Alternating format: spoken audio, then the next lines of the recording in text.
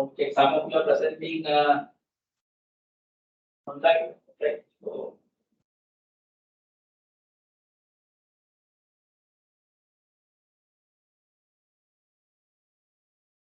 yes, can you hear me? Yes, sir. Any group available? Even anyone going online, you have any complete group? Or you are with some of the other members here?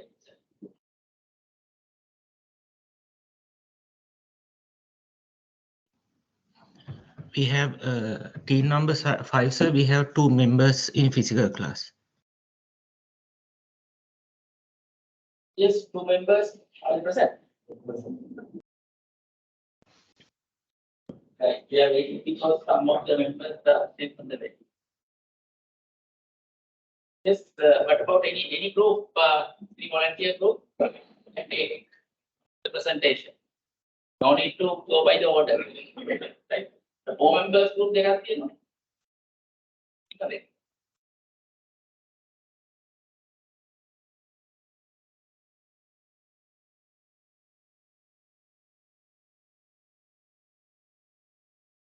Group number 1. Even if you carry running.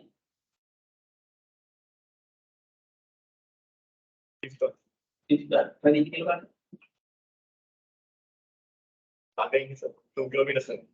2 kilometers. That's the idea, and yeah, like, yeah,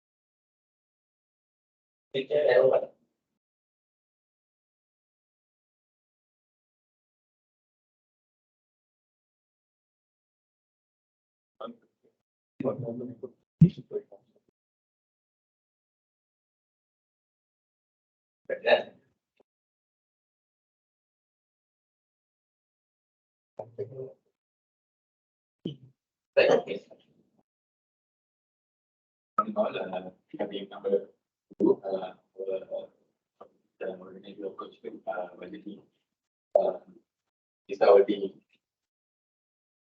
This our contact. First, I took the quality. Budgeting is an essential tool for the managing resources to achieve company goals. And there is many different approaches. Today we are discussing 8 approaches, and the best approaches will depend on the company need and business strategies. First, I get value proposition budgeting. This means budgeting covers everything process that focus on the allocation resources to the what is the most valuable activities. Initially, this method initially we identify this criteria.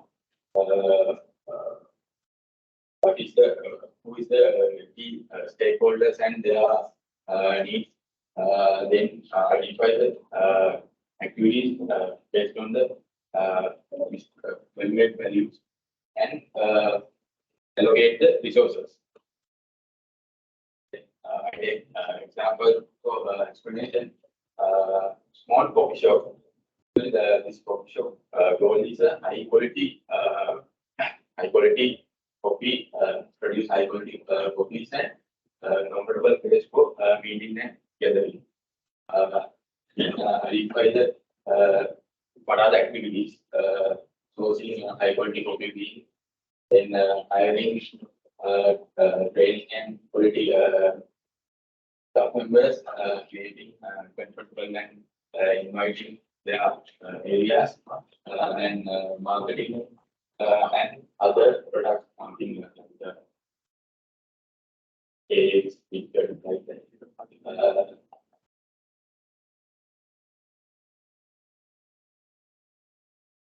Once we identify the activities that create most value, like our goal is the high quality coffee and controllable place.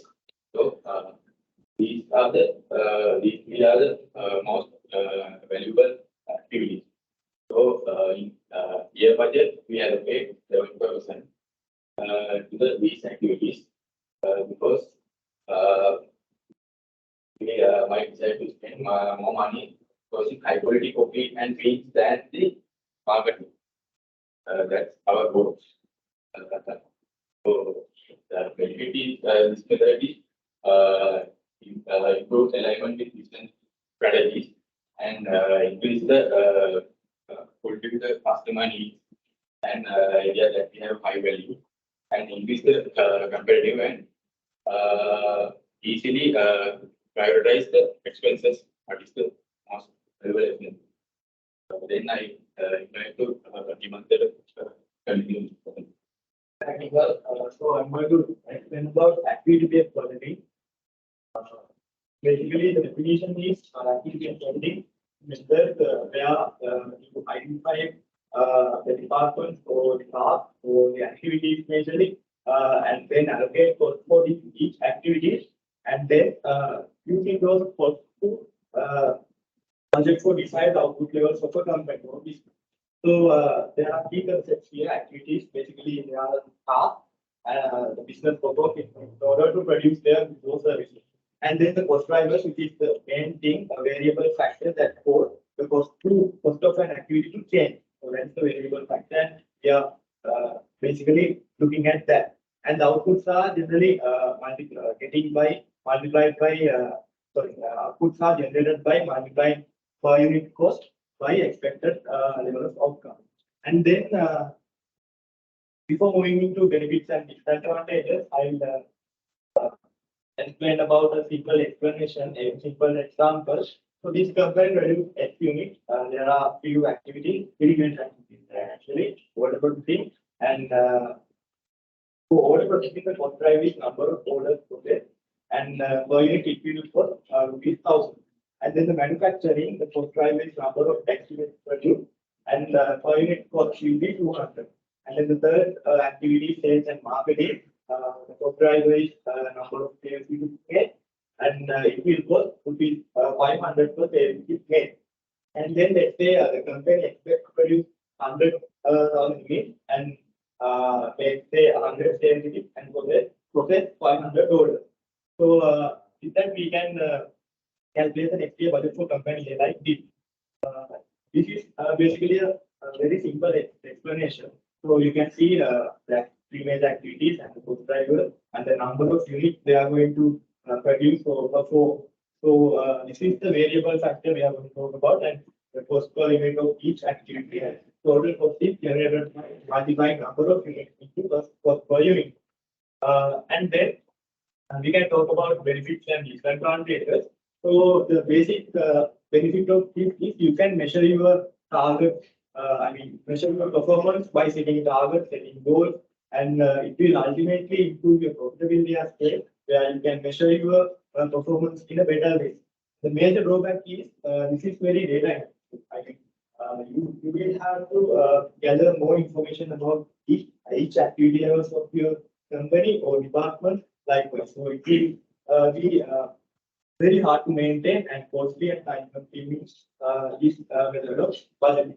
So then let's look at a practical way of using this activity-based budgeting. This is a more accurate budgeting process than a traditional approach because this considers about the volume of activity. So in healthcare industry where hospitals are involved, this is basically using they are basically using this ADP where they might use to allocate different costs to different departments such as surgery, medicine, pediatrics, or X-ray, likewise. And the cost drivers for each of these departments would be different. For example, surgery department, the cost driver will be number of surgeries performed. For medicine department, it will be like number of patients visited. So using this information, they can measure their cost and they can understand better about their cost, and ultimately they can improve their profitability as well. So with that, I conclude my part and invite my next team member. Okay.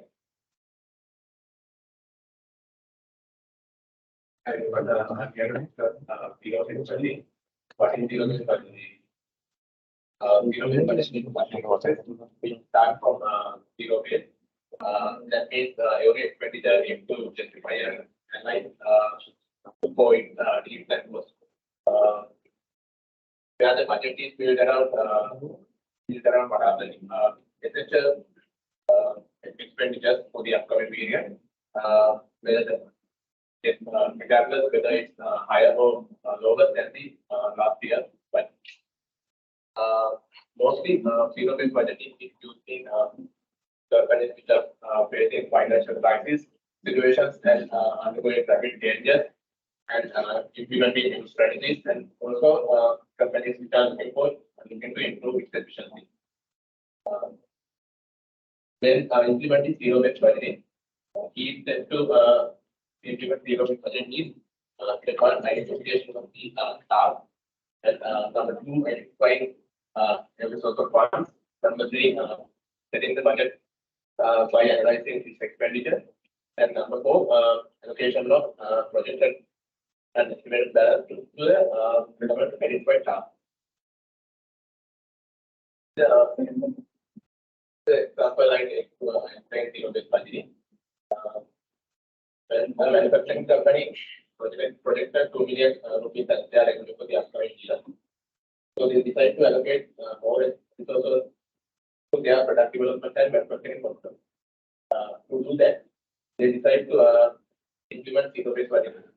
So with the step I discussed in the earlier slide, we can see how zero-based budgeting is implemented. Step one, identification of task. Actually, in this example, the task is to allocate more resources to product development and manufacturing process. So, step two, identify every source of funds. They plan to they plan to allocate their projected revenue from the rupees to the their identified plan. So, step three, getting the budget right. Analyzing and prioritizing every expenditure.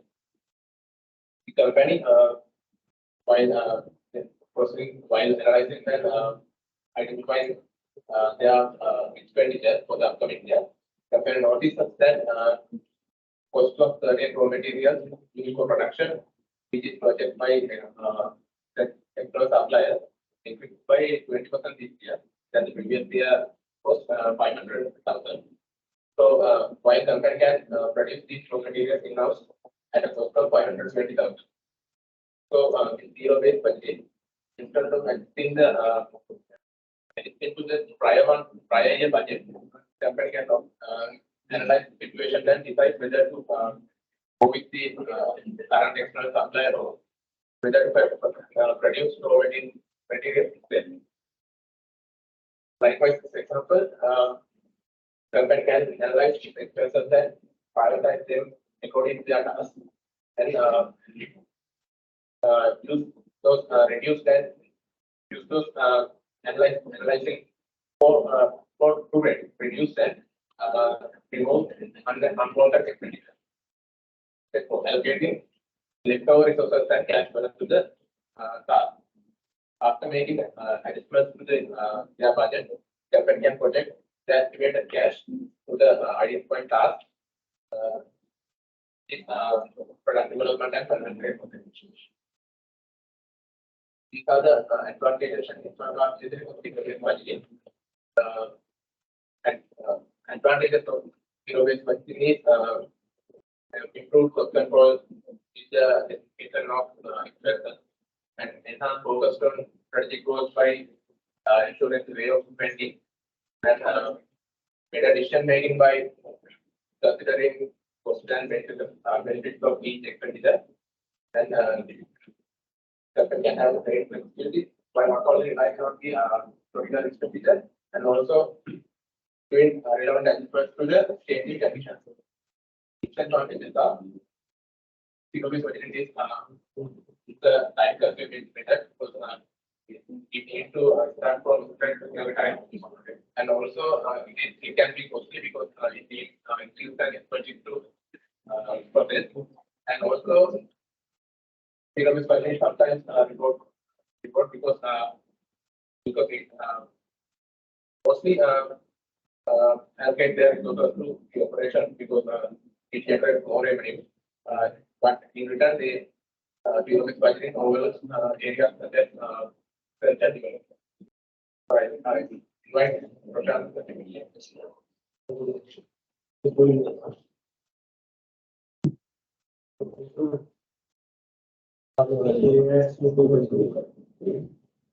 Let's see what's the AR budget.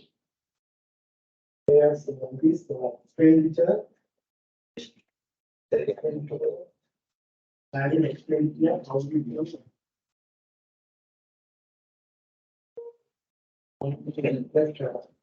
expenses? What I wanted to cover to expenses. You are making sure that spending doesn't exceed your income. Let's see what the component potential as you go today. These expenses control. Expenses should be covered that for income. The reason that expenses are included in the income.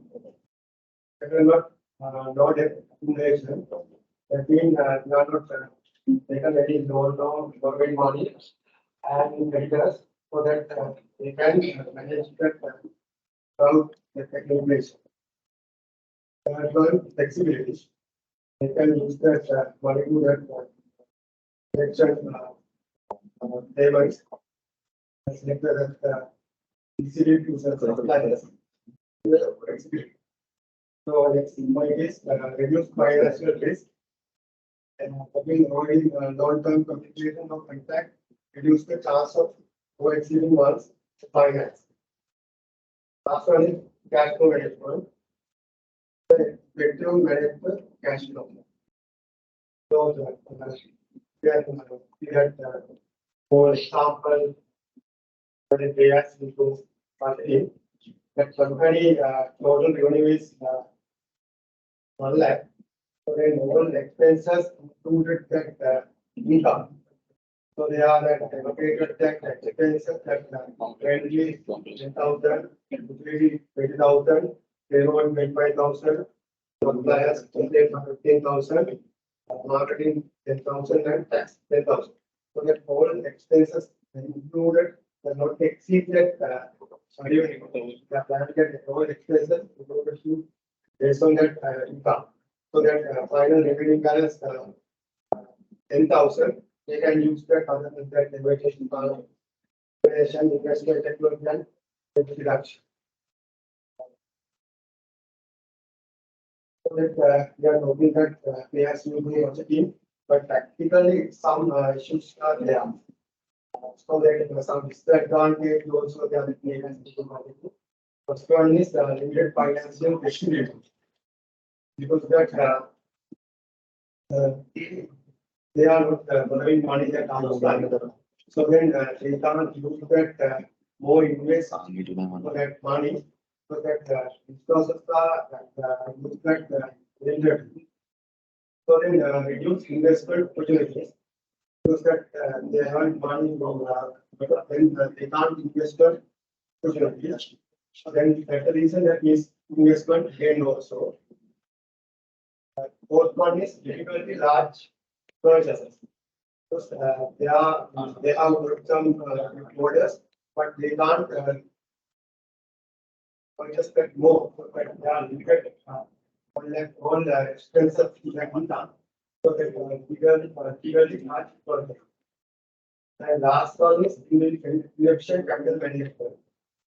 So they have some secret assets. They can't manage that one. So finally, that's again the conclusion that this strategy is simple and simple strategy. Also, it can that they have. Thank you. Good morning to you all. So I'm going to talk about envelope. So for this envelope, this is the method that basically implying cash in different represented different categories represented by the envelope. So there in the software. So this will be easy and simple and effective way to track the spending and saving within your budget. So it is the steps. There are 4 steps. First one is creating a budget that determines how much money you have to spend each month and how much you want to allocate to each spending category. And then the second step is to gather envelopes, one envelope for each spending category. And you can physically put your cash or digital envelope in the budgeting app. The third one is assign cash to each envelope. So you can put physically money into each envelope. So allocate your cash in a mobile app or any digital app. So the fourth one is spending only from the envelope. So when you need to spend money for a particular purpose, you have to spend money from that specific envelope or the budget allocation in a digital application. So once the envelope is empty, you can't spend more. But there would be, if there's any urgency, you might have an envelope for that urgency. So you can use that envelope. So if, for example, we take a person's monthly income is 100,000. So there are fixed expenses which they have to spend, like rent, education. So those can be fixed expenses. So you can put with exact amount in your envelopes and spend the exact amount. Then if you take traveling, meals and utility like price and entertainment, those are not fixed and variable in each month. So for that, those things you can keep separate envelopes and for that expenses. And I would say it would be better if you keep a envelope for urgencies. I didn't mention here that, but I would say the urgencies you would keep another envelope. So possible outcomes while you are going through this budgeting, you can stay in the budget because you know how much physically you have, or in your digital platform, you know how much you have to spend. And second one is be more mindful with the spending. So that is when you are expending money, you always know how much you have extra. So you are not going to spend more money and save it for other next expenses. So ready. The next one is reduce debt. So you want be to get debt because you have envelopes. So you know how much they are. So you can spend up to that limit. So the other one is easy to understand. So I think this is one of the most easy way budgeting method to this would be a more simple and easy to understand budgeting method. So I would call my colleague to explain about rolling budget.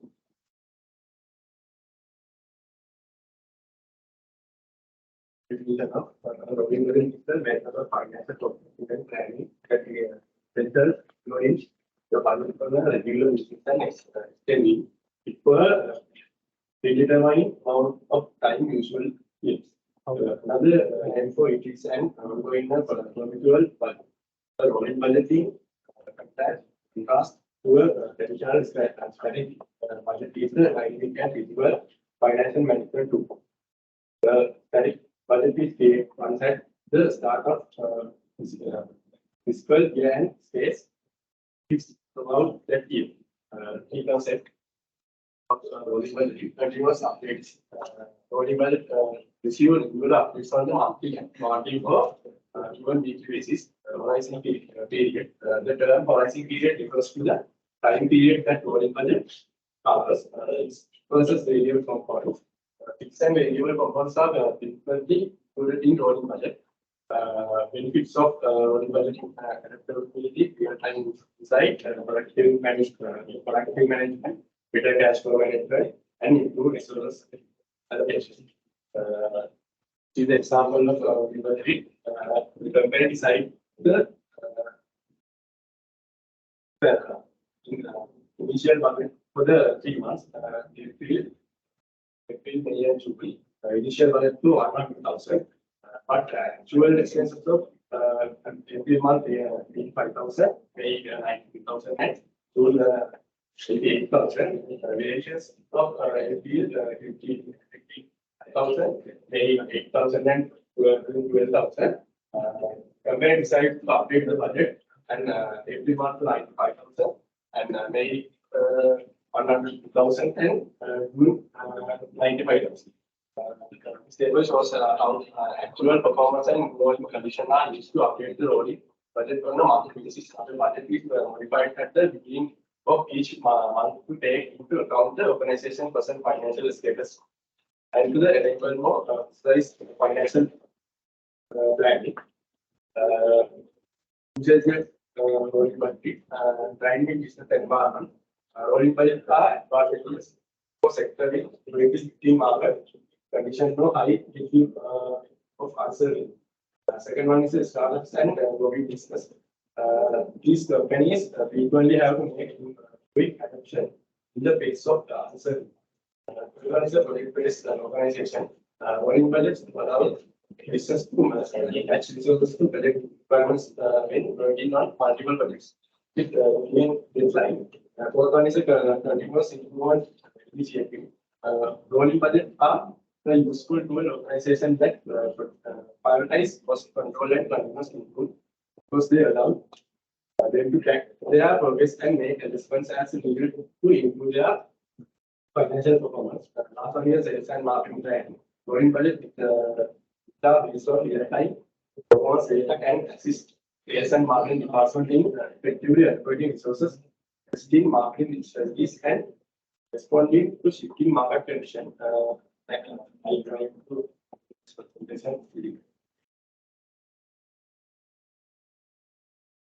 Because of that, most of the usually always budgeting. Always budgeting mainly focus on the specific financial goals and targets. Then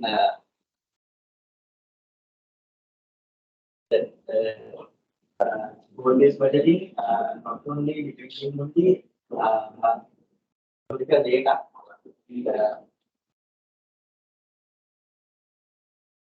goal-based budgeting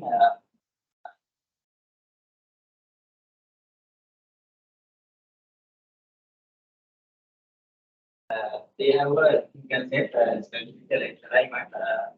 Specific alignment means the budget strategy like to the strategic objectives.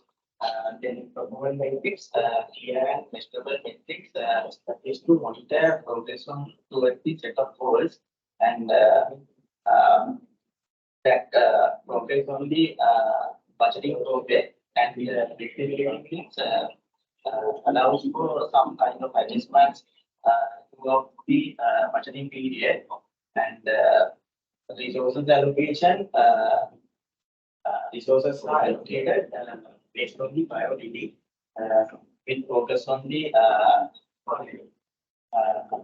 achievement of company goals and objectives. And we can go to the goal-based budgeting advantage and disadvantage. Advantage alignment with the strategy. That means company strictly align with the this budget align with the achievement of the company, especially goals and objectives and transparency. Transparency means this budget provide the clear picture of the resources allocation and the motivation means employees are motivated because of the this budget focusing the specific goals and flexibility means budget can be changed throughout the budgeting period and the disadvantages budget required detailed planning and ongoing continuous monitoring. Resource limitations maybe some kind of resources are limited to allocate some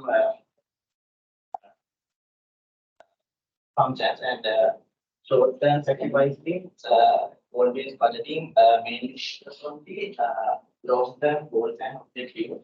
So there may be a short-term profit can maybe sacrificed. Uncertainty means market conditions and external factors maybe could be changed. It can be effect to the goal-based budgeting process, and then we can discuss the example. Company has decided to increase their market share by 20% in the new budget allocation. So first we need set up our goal. Goal is increase market share by 20%. Then we need to identify the target budget. In this scenario, target budget is 10 million. So after that, we need to distribute that target budget into our areas. In this scenario, target and research and analysis 2 million, marketing and advertising 2.5 million. There are some areas likewise you can distribute the target budget. So then we can move to the usage of goal-based budgeting. The corporate sector they have various kind of goals and objectives. Like previous scenario, market replacement. Likewise, then other one is non-profit sectors. They have some special target. They have some programs. They can provide their budgeting to programs and achieve their organizations' missions. In the healthcare sector, hospitals can allocate some budget proportions to patients there, like post-discharging care and patients' education. And the manufacturing sector, okay. Single coding here. Yes, So there, good morning to you all. So I can speak about cash flow budgeting, which is one of the common corporate budgeting strategies that they use. And speaking about the definition, it says that the cash flow budgeting is the process of forecasting the future cash inflows and outflows of a business. It could be either a business or an individual. So it is an essential for financial planning and management, as it helps the business to ensure that they have enough cash to meet its obligations and achieve their goals. And if you have to reply, you will have a question whether how long this cash flow budgeting can be prepared. So usually they are made under monthly or quarterly. For around 3 months, every 3 months they make cash flow budgeting. And next on, I would like to speak about the advantages and disadvantages. So speaking of the advantages, the first point says improve financial planning and forecasting. The cash flow budgeting helps us to get a good understanding of the future needs of the business, and it also makes sure to take good financial decisions for the business. And also it reduces the risk of cash flow problems. For example, now we know we live in a situation or a country where there is always a risk of what could happen the next day or the next minute. So by having a cash flow budgeting, we will know what kind of risk that could arise and what kind of budgeting strategy that we could implement. And also improve financial performance by keeping track of the cash flow budget. We can identify our financial performance to what extent we are. And talking about the drawbacks or the disadvantages, it wholly relies on the estimates. So if it's every 3 months, we will have to estimate the cash flow for 3 months on what are the inflows and what are the outflows that we have. So that in case we will have to incur at some point, we don't know what kind of situation we are. So at that point, we will have to incur more. Sometimes we will have a great inflow and we won't have a good rate inflow at some time. And also, like my colleagues also said, some of it had time consuming. This corporate budgeting is also time consuming. And it has a false sense of security. A cash flow budget can give businesses a false sense of security, especially not updated regularly unexpected events. Like I said, there could be unexpected events such as decline in sales or increase in expenses can quickly disrupt the business cash flow. And finally, it has limited flexibility. It says cash flow budgets can limit a business flexibility to represent an unexpected events. For example, if a business has budgeted for a certain level of sales, it may not have enough cash to cover its expenses if sales are lower than their expenses. So in that case, the flexibility will be an issue for us. And speaking of that, I would like to take an example of the cash flow budgeting. Like, for example, let's take the coffee shop that we were talking about. And if we take on the cash inflows, we will have the sales revenue, the investment that are made, and we could take the overall total in cash inflows. And if we take the cash outflows, we have operational costs, and we have the salaries to be paid, and taxes and the debt payments. And then we can get the total cash outflows. From that, we take off the cash inflows from the cash outflows, and we get the net cash flows. In this case, it's 8,500. This is the positive figure, which means our cash flow is to our expected level, which is positive. And talking about practicality or usage of the cash flow budgeting. So, like I said, forecasting of future cash needs and surpluses. So we can identify the needs and surpluses of the businesses or any of the departments that we need by doing cash flow budgeting, and identify the potential cash flow problems. So in case we have debt problems, we can identify them prior and we can do amend those kind of problems. And making investment and funding decisions. So if you are a parent company and if you have an investment to be made to a subsidiary, you can take many much more precise decisions by doing a cash flow budgeting. And also budgeting for major expenses. So if we have a capital expense or operational expense, speaking of capital expense, this is a long-term expense. So in that case, doing a proper budgeting is very important. And tracking financial performance to see what kind of performance we are, that cash flow budgeting will also be an important role. In a nutshell, if we have to tell, me and my teammates just went down through 8 alternative approaches in corporate budgeting. And also, we cannot say in specific which budgeting approach is the best. It depends on companies' nature, the complexity, and all. So it is up to the company to decide which cash flow budgeting that they, but budgeting strategy, alternate budgeting strategy that they have to go on with. And another more important topic is any sector or any business can either use many, or we could say many alternative budgeting strategies. Like they could use cash flow or activity based both in one hand, and they could use one to many, and they could go along with that. And effective corporate budgeting is essential for financial performance management and business success. To attain our goals in a business, effective and budgeting is important. That's it for my end. So I will come in draft role. Can we come Colombo and start?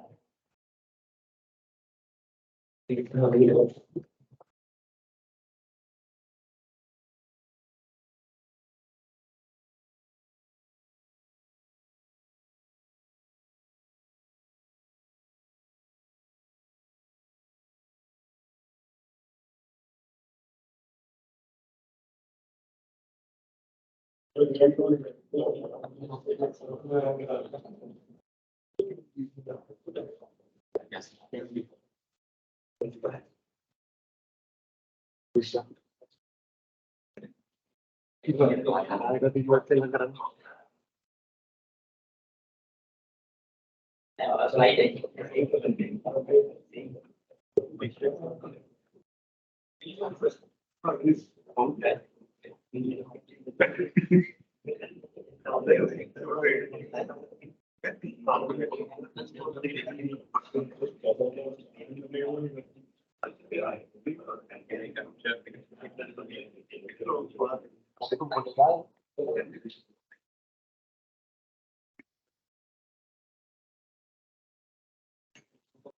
So this group, the one who joined online, right, who stay in the meeting, in programming.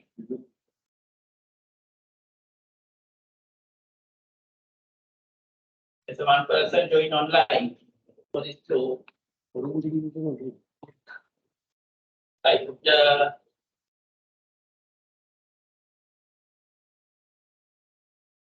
can you hear us?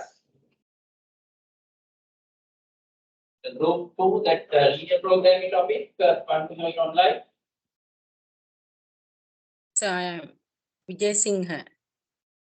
Right, okay, so that you can present when your time comes, right? So they will operating slide here, right? You can switch on your camera and make the presentation.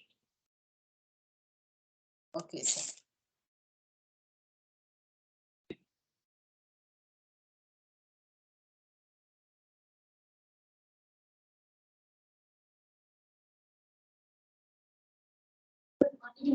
We are going to present leading program. We started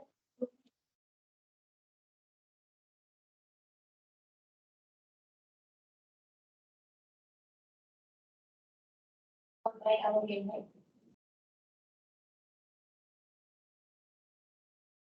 As we know today, linear programming was indeed developed in the mid of 20th century.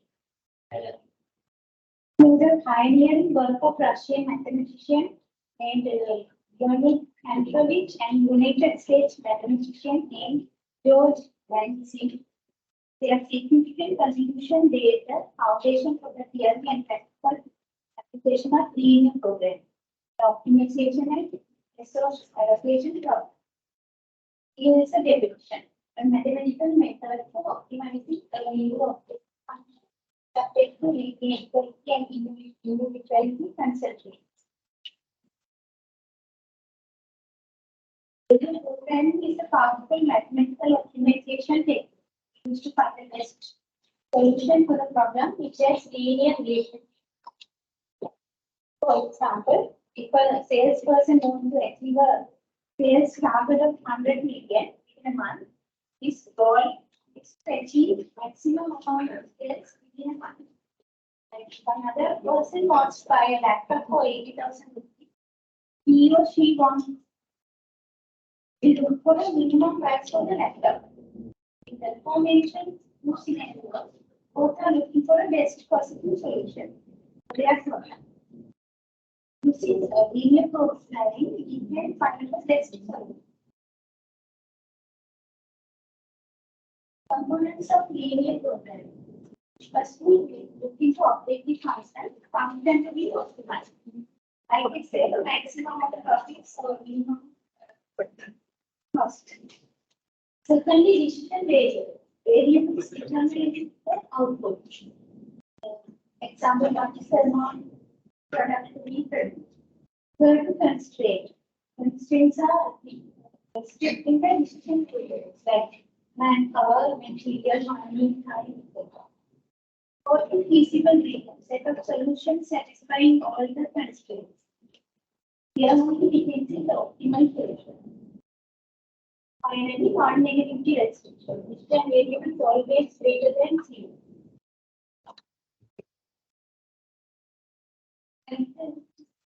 Linear program. Firstly, linear. All functions in the model are linear. Objective and constraints exhibit linear relationship. Secondly, deterministic model. All efficiencies related to decision variables are non-deterministic. Ambiguity in objective function and constraint. Thirdly, non-negativity identity variables have an equivalence. Finiteness, finite number of alternative solutions. Define boundaries for solution. Next in our session. Programming problem. We present in Lanka.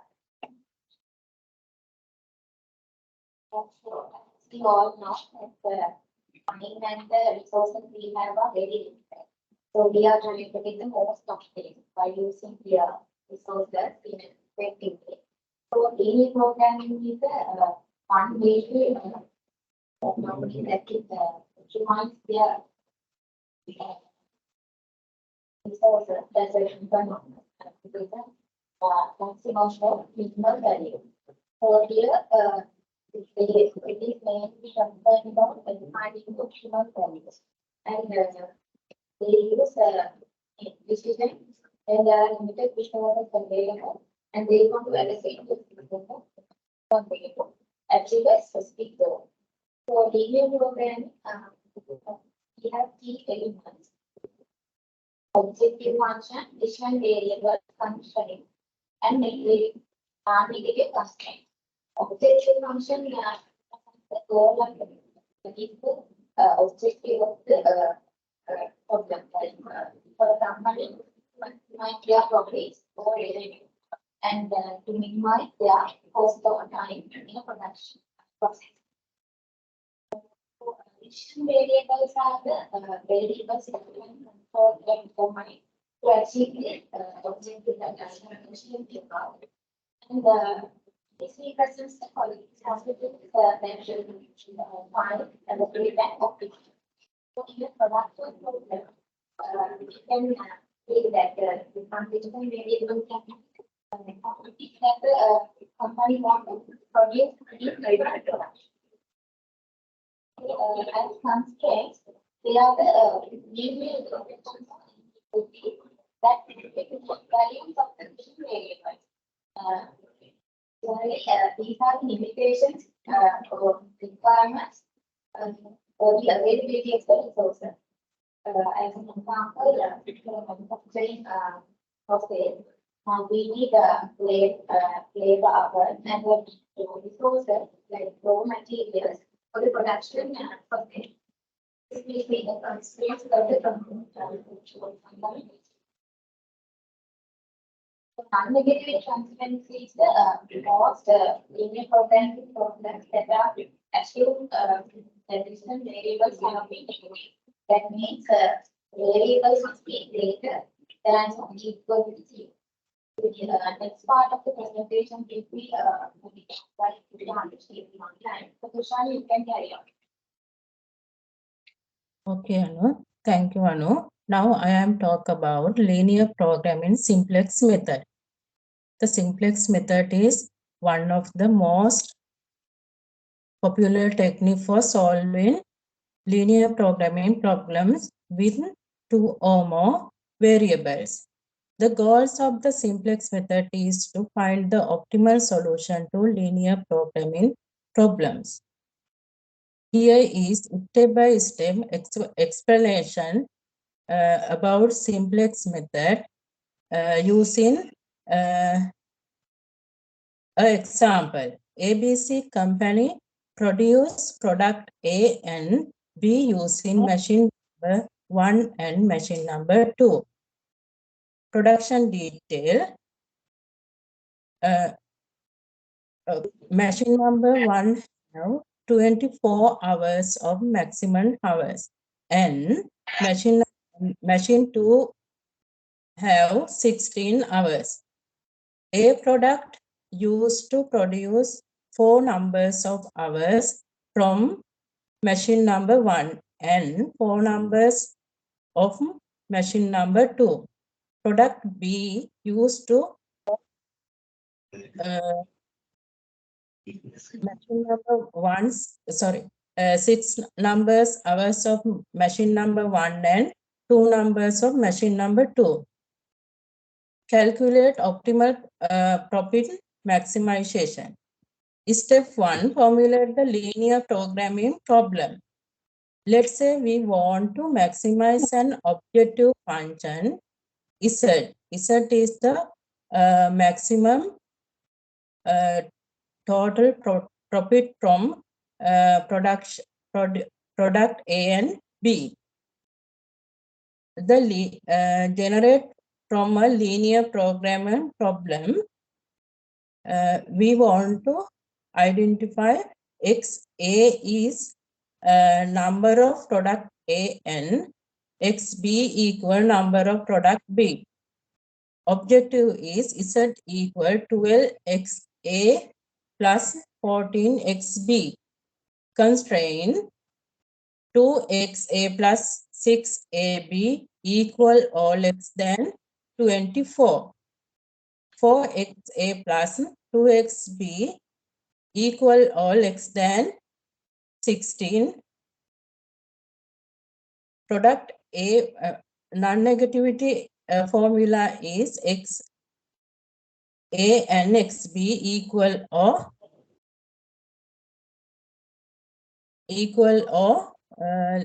more than 0.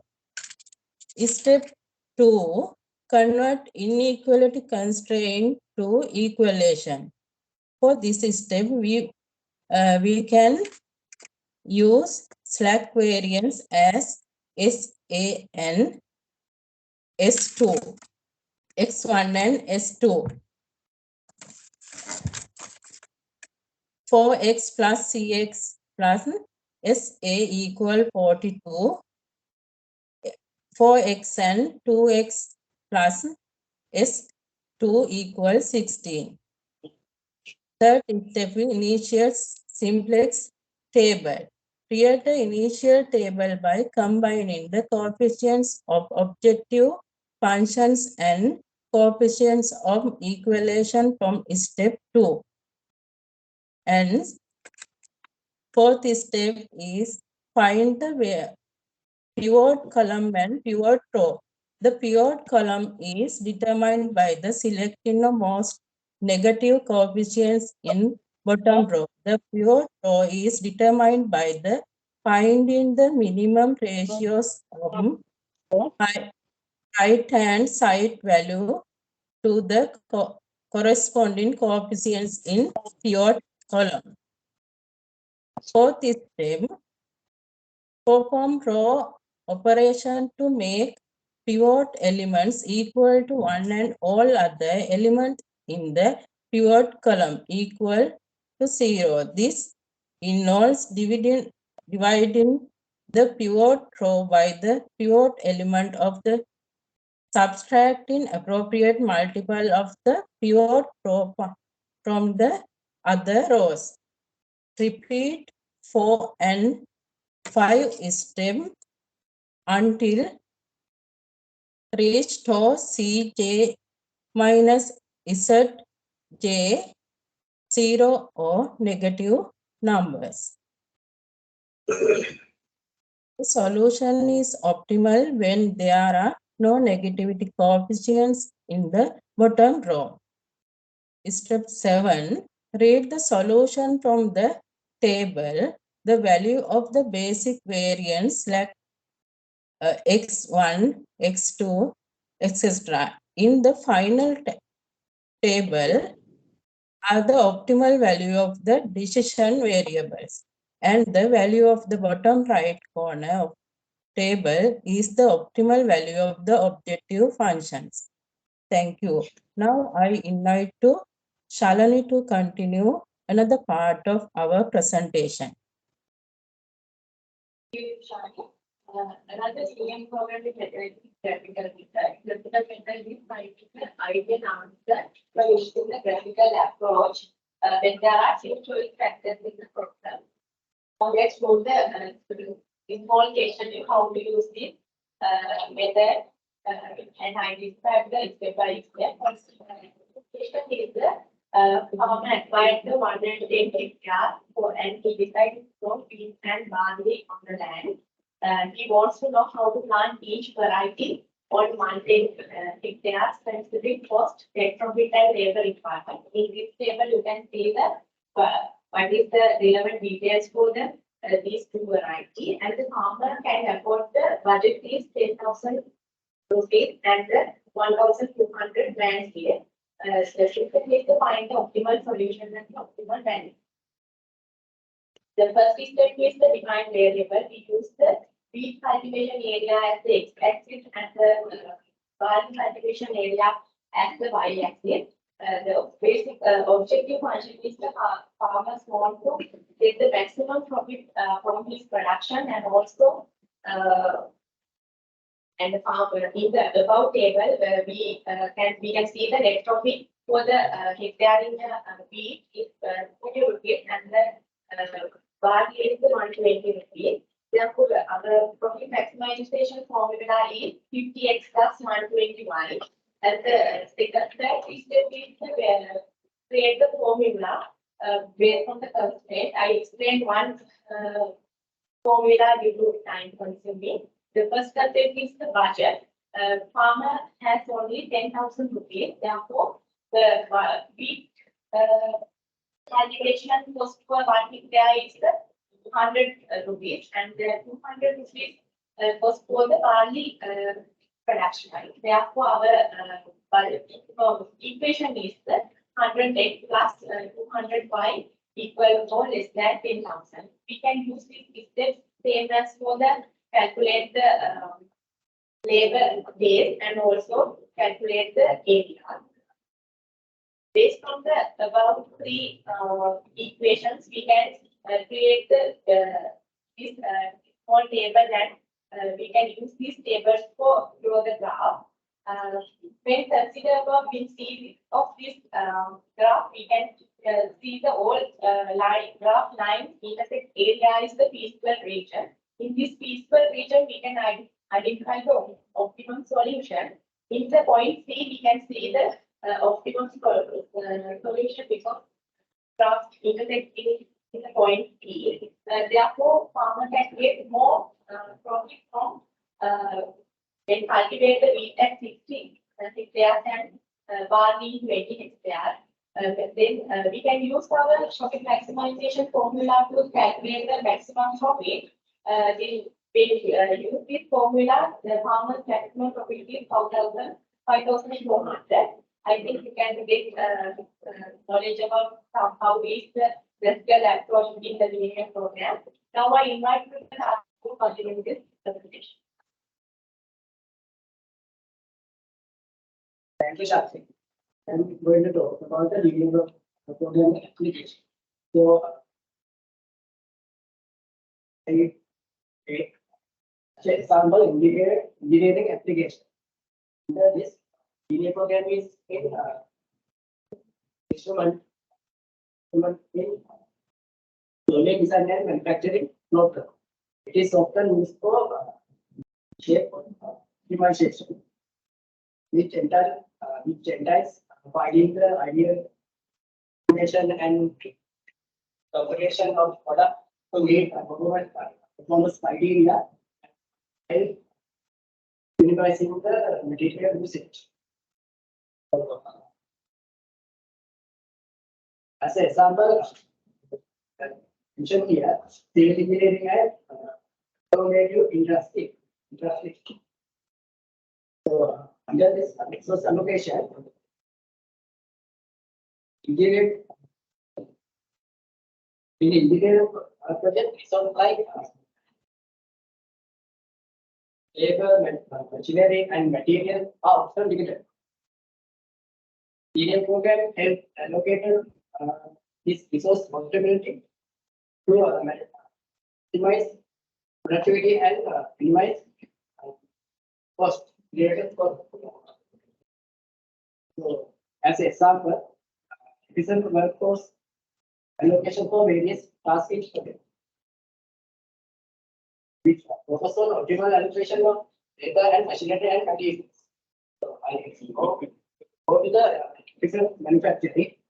In the manufacturing industry, in the manufacturing industry, use the engineering program to structure plan.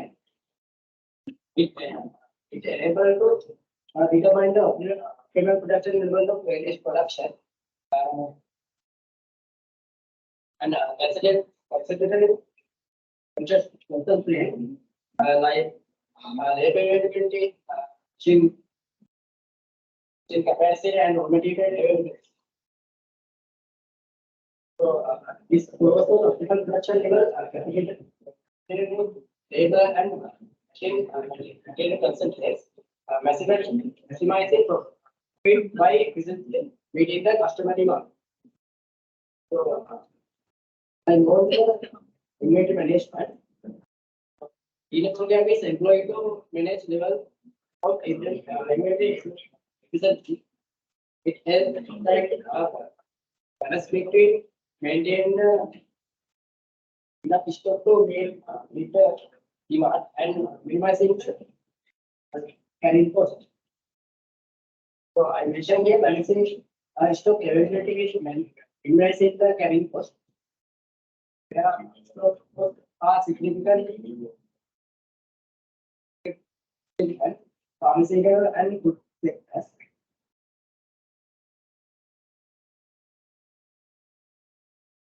And more to the energy industry.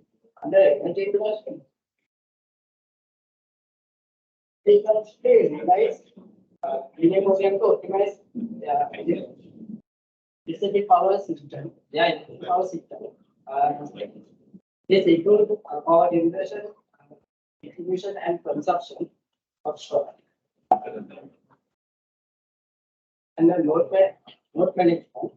Under this EDF program is manage and optimize distribution of the electricity load. Ensure that power is delivered efficiently to the. This includes scheduling power generation from various sources and minimizing the transmission process. I move the transportation. Okay, yes.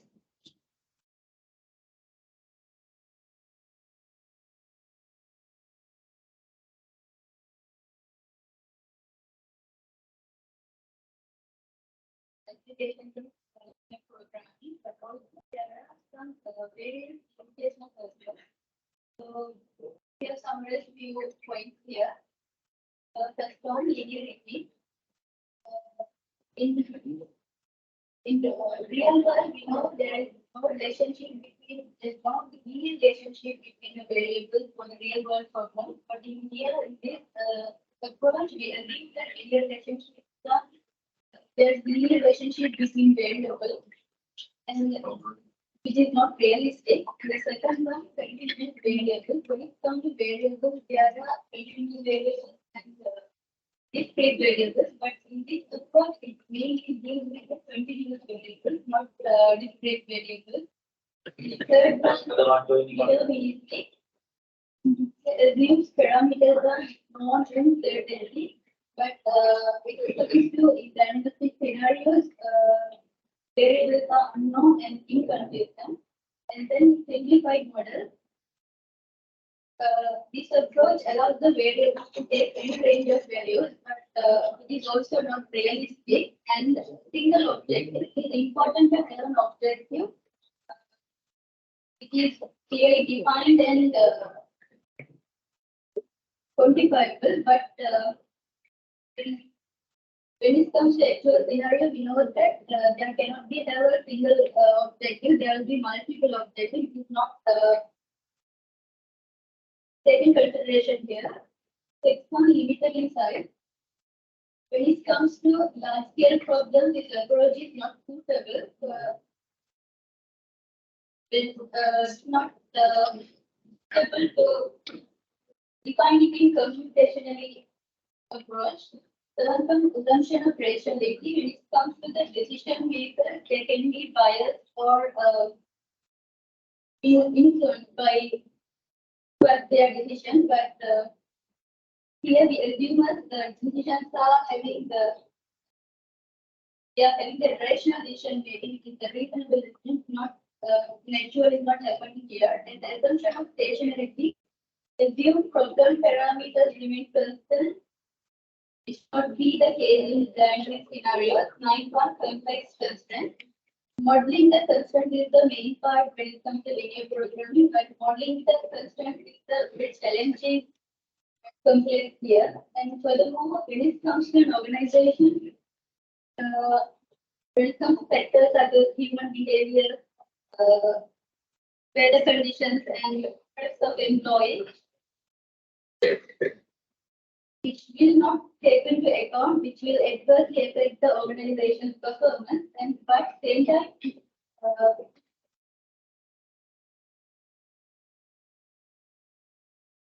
the program will be useful in for the quantifiable judgment. And next one, we have some exercises. How it will be.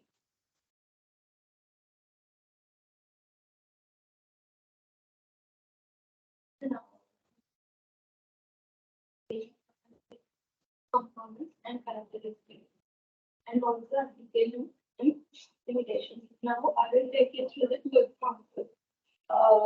For this problem, I will explain the problem first.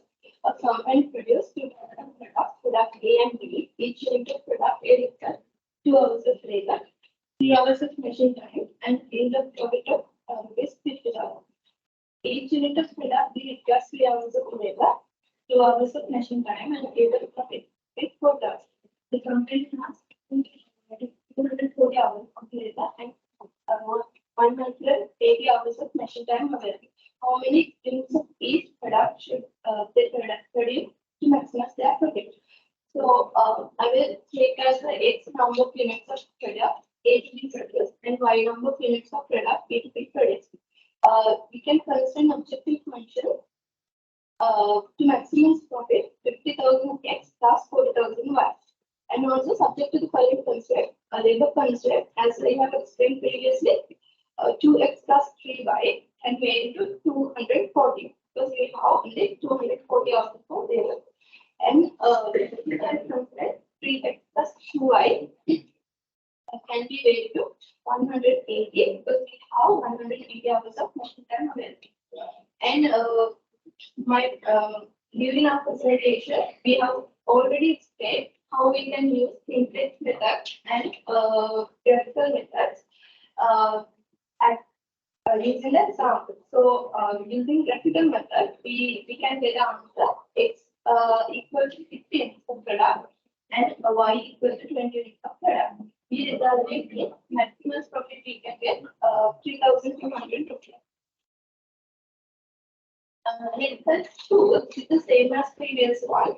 A farmer wants to run that problem. Yeah, we have 2 hours of labor.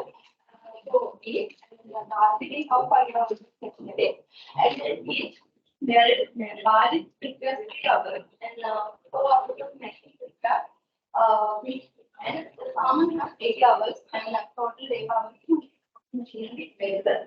And then it also we can expand the number of to Pitana and Y be the number of factors that Barley to be targeted.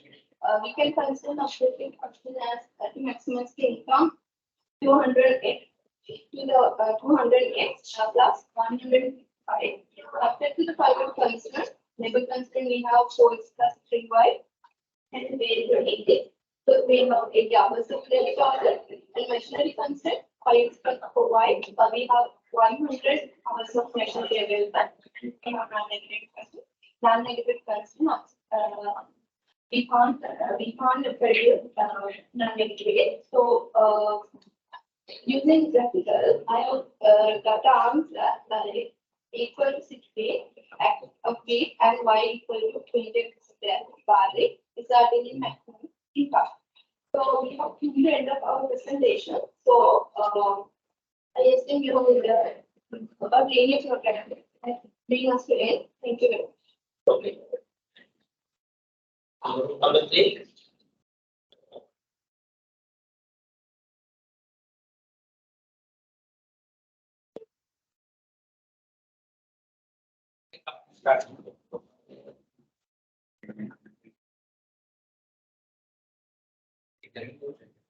Cricket all again. I'm the finance right.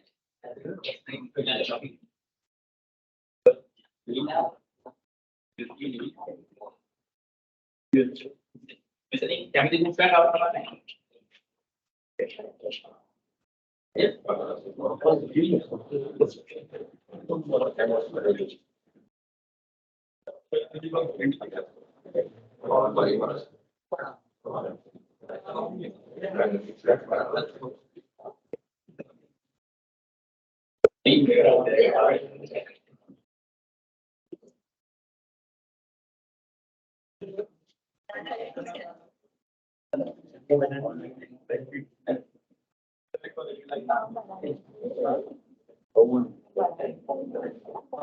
yes.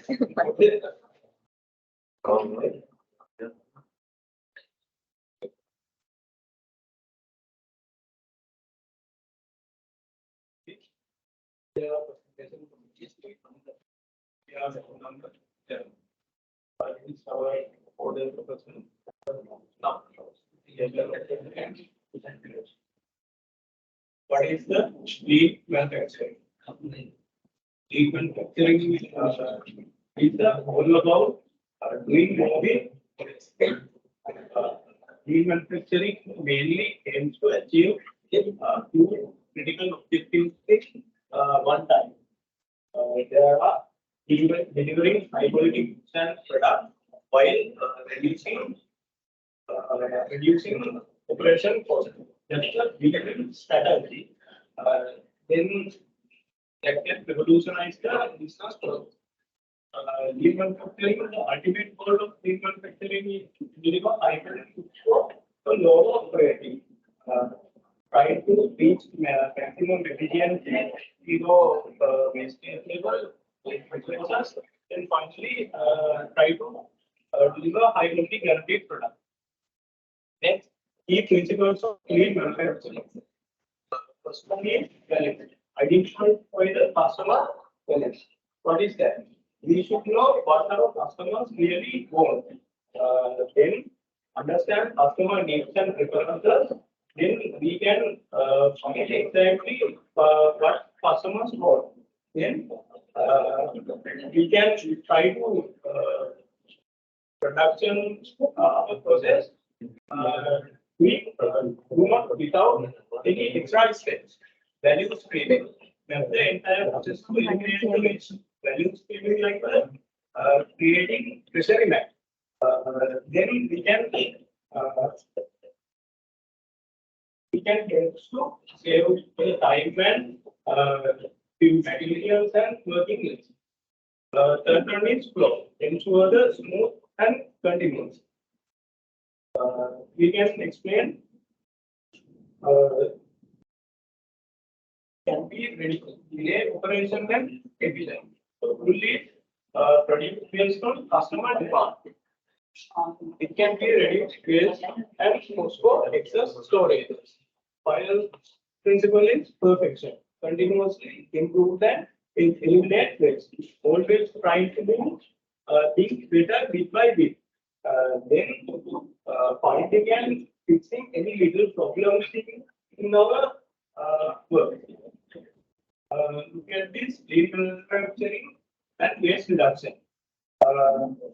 There are 8 common types of waste in this slide.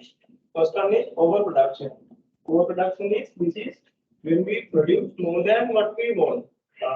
It leads to excess inventories and storage.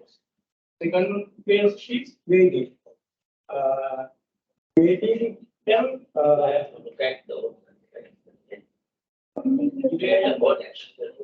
delay and time wasting in the waiting phase.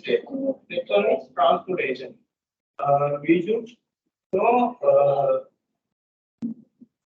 should know unnecessary movement of material and product is highly costly. We should reduce unwanted transportation and try to do it. Excess inventory, motion, over processing, defects like wastages. Final one is unrealized skill. Unrealized skill is neglecting the skills and talent of employees waste.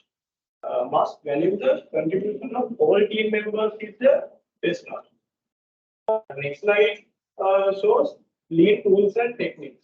Lean manufacturing tools and techniques we can mention 5 years: value stream mapping, single field flow, just in time, SMBD, Kanban, cell design, and TPM. I would like to invite Athini to explain lean manufacturing tools and techniques much. Thanks.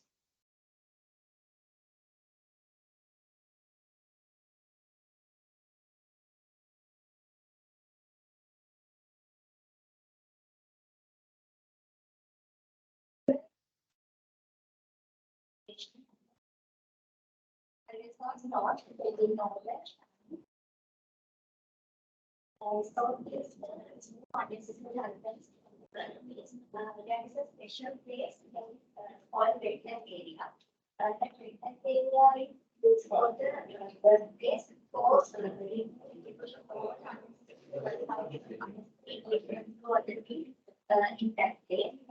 in that case, we can remove. We also need to those unwanted content properly.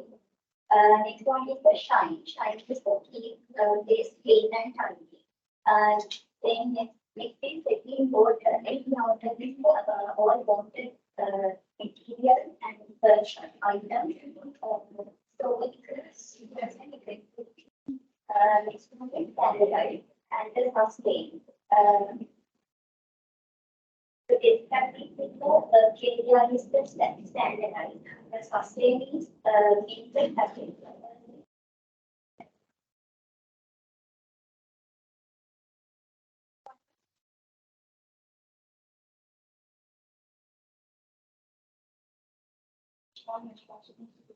Process data.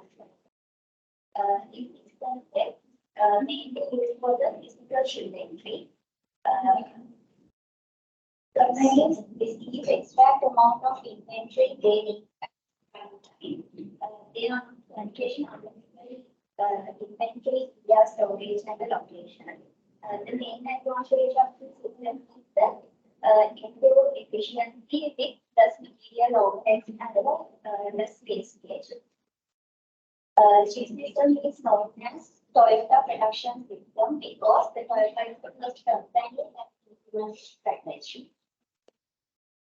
Next also is Kanban, that is the Japanese word, means the time flow. We can see that function. This is the way that organization visualize their work, identify and eliminate bottlenecks and achieve domestic operations and improvement. In that signboard, signboard shows what they do, what are the groupers, what are in work in progress, and what are the verifying stage. Finally, what are the final records. This tool is developed by Tachion and Tolofna in 1940 for material requirement. Mainly based on not push system, they're based on pull system. There are four one critical. One is visualizer the second one is taking the relative focus. Third one is focus and flow.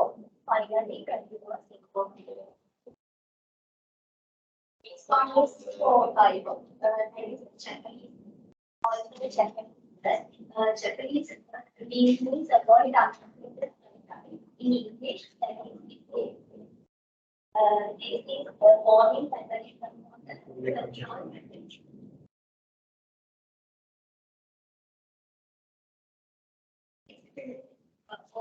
objective of this tool is zero defects.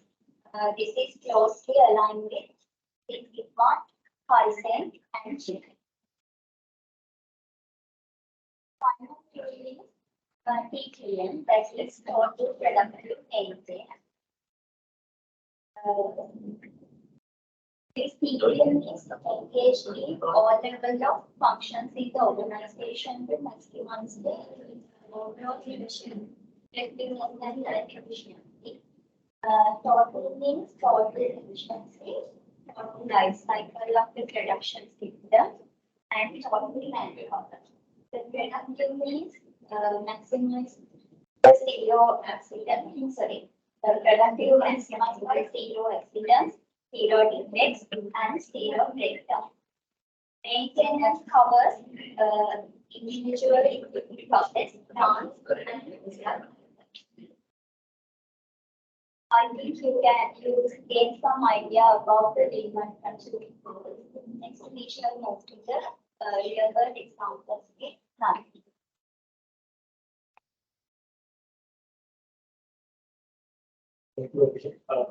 Let's see, discuss the real world example for the lean manufacturing. Here you can see what are industries we have approached the lean manufacturing. Under the manufacturing industry, automotive, electronic, and customer. Under the health industry, hospital and pharmaceutical. And under the service industries, banking, hospitality, example, hotel and medical, and whole sector. And as well as construction and engineering industry, ITL, software development, and educational industry, and government sector. So, since we look at external company across the lean concept, so first of all, we under the Toyota, the starting point of the lean manufacturing from Toyota during the industrial revolution, the community was the scientific thing, and it was the human, they considered the human as a machine. Later on, Japan, they started to see human into team and machine into work. Then as for the starting from that lean manufacturing concept. So then Nike also as a apparel and footwear manufacturer, they have implemented the lean concept to their supply chain management. And Amazon has implemented lean concept for their service oriented. Then for the fulfillment centers and optimizing their warehouse. Then also, you can take as an example, approaching the lean manufacturing, and they have improved their production and reduce their cost. As another example, in the international company, the dividend they have implemented the applicable. They are semiconductor manufacturing, and they have leading to both streamlined processes and under the zone here, as well as agriculture and construction equipment manufacturer, they have integrated these content to enhance their quality of manufacturing. And one of the service providers healthcare under the healthcare industry, they have limited the lean concept to improve the patient care and reduce the waiting time and enhance the overall operational. So let's see, the Srilankan companies which have implemented the lean concept as a well-known garment manufacturer. Mars has implemented the lean principles to their manufacturing process to improve the production and reduce the wastage. And the fields they have provided the retail services. Then they have implemented the principles for the retail service and they have to reduce the wastage and provide the quality service for their customers. And I have also implemented the each concept for their services, and it has led to reduce the customer waiting time and provide the fast services. And as now usage in Lanka has applied the lean method and instead of and to provide for the service. The advantage between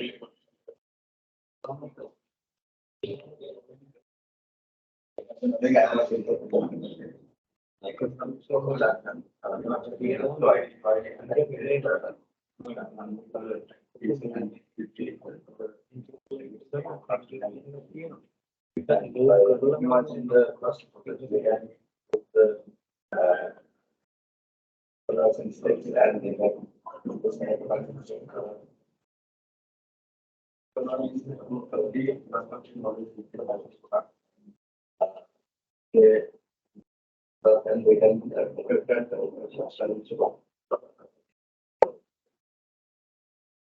they can reduce the network table and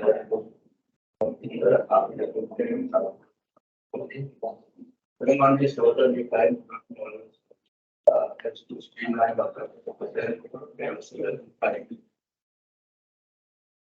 any reduction by reducing inventory or recognition. The raw material this can be reduced up to project by reducing the can responsibility or companies come scale their production up to down recently at the market system. Then sustainability we manufacturing for more solution photo एक डाल दिया एक खाली डाल दी ये photo एक डाल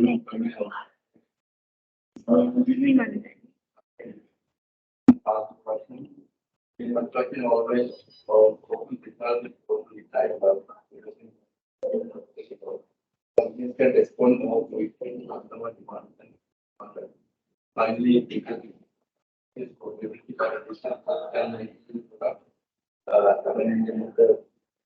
and the market changes and they can finally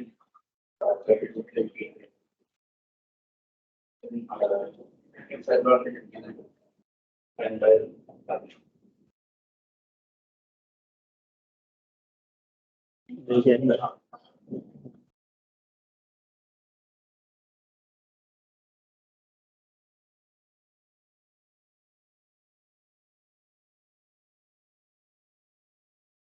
in the manufacturing. Then second one, limited adaptability. In manufacturing process, may not be adaptable for time parameter. They can be less adaptable to changes in demand of products. Third one, supply chain vulnerability. Relying on just-in-time inventory and makes supply chain vulnerable. Fourth one, quality control challenges.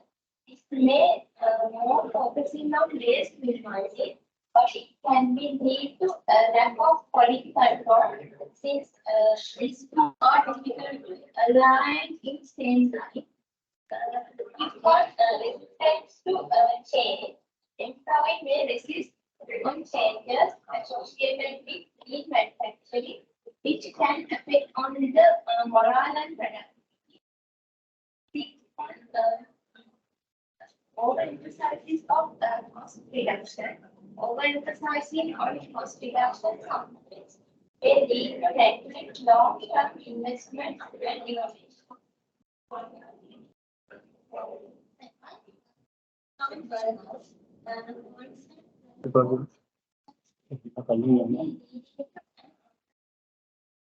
Creating an unnecessary stress because it is expected to do more using minor resources, like environmental concerns.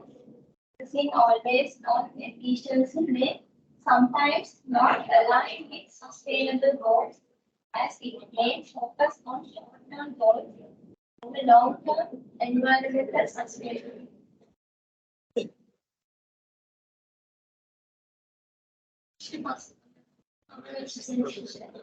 Summary, lean manufacturing is the aim changer. It raises efficiency, enhances the product quality, and keeps customers happy. By adopting a lean principles, business can stay competitive and stable.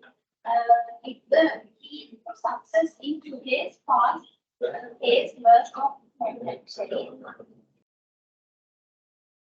Is the winding down the presentation and thank you.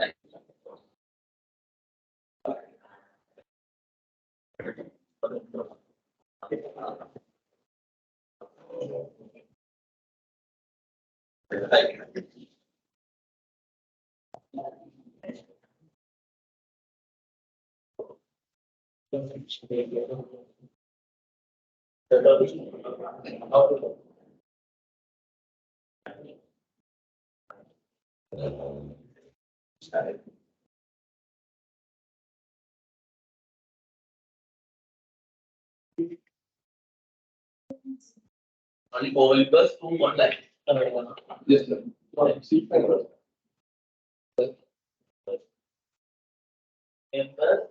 four online.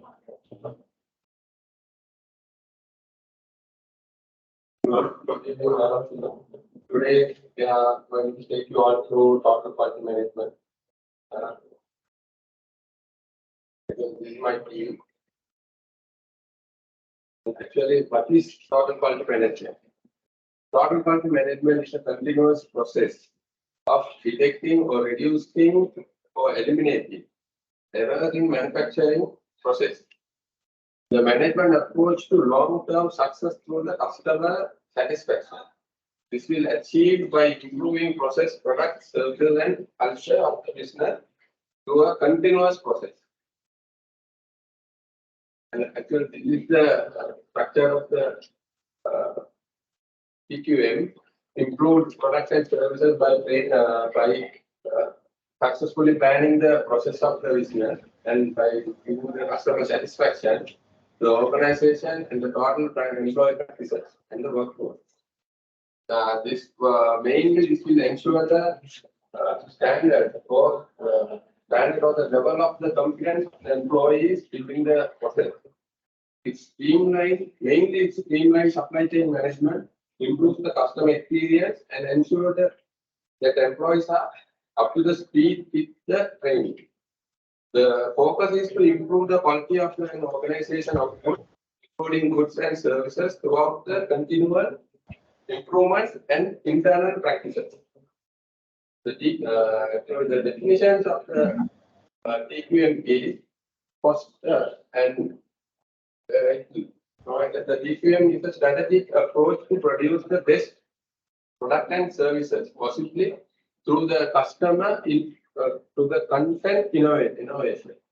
TQM is a systematic analysis, but the focus is to turning from a process driven by external factors through procedures, compliance, and enhancement to process of the habitual improvement. When control is embedded within and is driven by the culture of the organization, and its aims to hold all parties involved in the production process and accountable for the overall quality of the final product or services. To elaborate more about the quality management, I would like to call Lanka. Thank you, Ilham. Am I audible to you? Yes. Okay, let me brief you on the concept of the total quality management. We'll start by delivering into the fundamental concepts of TQM, highlighting its core principles. First, producing a quality output. Here, main thing is unwavering commitment to delivering the highest quality products and services. Then, focusing on the customer base. Here, recognizing that customers are the lifeblood of any business, TQM places a strong emphasis on understanding and meeting their needs and expectations. Having a good strategic plan for improvements. That means TQM is about continuous growth and development driven by a well-defined strategic plan for improvement. This plan identifies areas for enhancement, sets specific goals, and establishes the means for achieving them. Continuous improvement. TQM is characterized by a commitment to ongoing enhancement. This culture of improvement empowers companies to adapt to changing market conditions and remain competitive in an ever-evolving landscape. Building teamwork and strengthening human forces. Effective teamwork and empowering individuals result in a more positive work environment and better outcomes. Every employee is recognized as a vital contributor to the organization's success. Okay, moving forward, let's contrast TQM with the traditional approach to management. Traditional management approaches tend to be product-oriented and prioritize service and production cost over quality. In contrast, total quality management is firmly customer-oriented, aiming to understand and meet customer expectations, while placing equal importance on quality, service, and cost. Traditional methods often favor short-term decision-making, whereas TQM promotes long-term decision focused on sustainable quality and value. TQM extends quality responsibility to all members of the organization, fostering a culture of shared ownership. In contrast to traditional settings where quality control is often confined to specific departments, TQM places a strong emphasis on teamwork for problem solving, encouraging collaboration and diverse perspective, while traditional organizations tend to rely on managers and experts. Additionally, traditional organizations have a short span of control with centralized decision-making authority, whereas TQM adopts a flatter organization structure promoting direct communication and employee empowerment. And now let's explore the remarkable benefits of implementing total quality management. Total quality management is a holistic approach that fosters collaboration, strengthens working relationships, and elevates customer and employee satisfaction. It promotes utility among employees, resulting in a happier, more productive workforce. and excels in enhancing customer loyalty through an unwavering focus on their needs. TQI impacts extend to profitability, reducing defects and improving processes, ultimately increasing revenue and profitability. Reducing costs.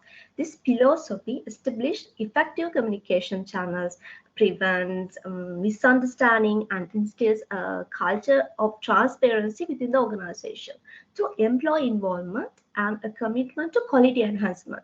Finally, TQM guides organization toward excellence and success in today's competitive landscape. Thank you. Fine. Now my colleague Nafli will continue further. Nafli? Thank you, Janika. Ilham, am I audible? Yes. Yeah. So as she explained, the following points will define what is the characteristics of TQM. So first thing is the commitment of management, which means the whole team will give their full effort to develop the product of the quality through using the TQM management techniques. And also the adapting and continuous communication about the TQM through the all divisions. So time to time, they will continuously communicate and put effort to improve the product quality through TQM. And also through the TQM, they will keep a close communication and contact with the customers because they are the key factor of the business. So they will time to time make communications and get their feedback to improvise the production service quality. And also not only with the customer, also they will always communicate with the suppliers or the manufacturers of the product because based on the customer need, they have the power to change the product quality and amend the output based on the customer needs. Also based on the TQM, every time they will concern on the product quality and the benchmark. So they will keep their own branding, how it should be moved to the market and how to improvise more and more by enhancing the quality production. Also, not only from the production side, also the employee side, they will get update their skills by having continuous training and communicating with the other colleagues, and they will brush up, they will expertise their production service also. Not only that, also it will give the flexible, comfortable on the production and also the packing division. So if they know what they are doing clearly, so they can able to make some improvement on their production service. So if you are moving to the next slide, on the principles of total quality management. So first thing, as I said earlier, they will mainly focus on the customer because they are the key factor to the business. So by satisfying the customer only, we can get up with a higher profit or with a higher portfolio in the market share. So every time they will focus what customer need and they will work on to that. Also, they will keep a main eye on the product quality because that's the main brand of our business. So they will keep time to time changing the product quality and giving to the market the best. And also they will have so many strategies approach to improve their company works and the product quality as well as. So for that, they will find a new corporate strategies or new marketing strategies to keep their brand in a high position. Also, they will have the continuous improvement, which means they will not stop at one point. So normally the TQM purpose is to make a zero error and give a high output at a low cost. So to achieve that one, they will have to improve their production process time to time. Also, this will give a team effort to everyone to work on a continuous basis, which means each colleague will support each others to get their work to be done. So I think these are the main principles we can identify through the principles of TQM. And I'm now handing over this to Dinishi to continue forward. Dinishi, it's over to you. Let's discuss key elements of total quality management. Key elements focused on environmental and factors robust. Restaurant quality of customers. Customers have challenges. Product. So,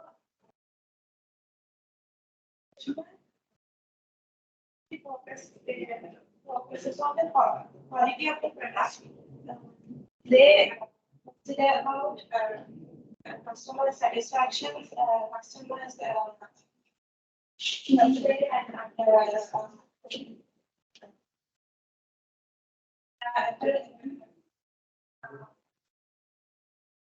They need like that. So they improving their quality and other requirement of the customers. There are two customers, internal customer and external customer. The internal customer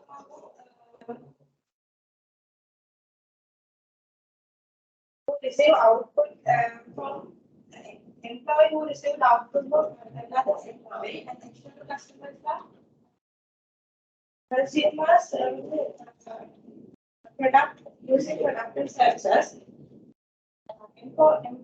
Second is employee involvement.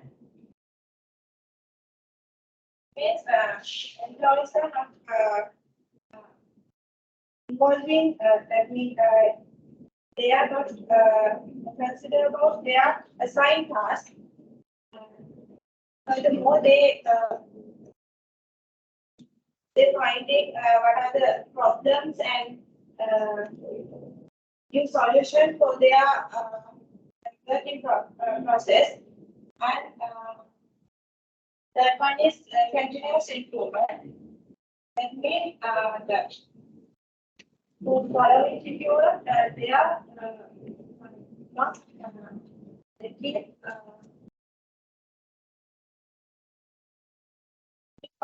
that means they continuously improve their process. This is a cycle of continuous improvement.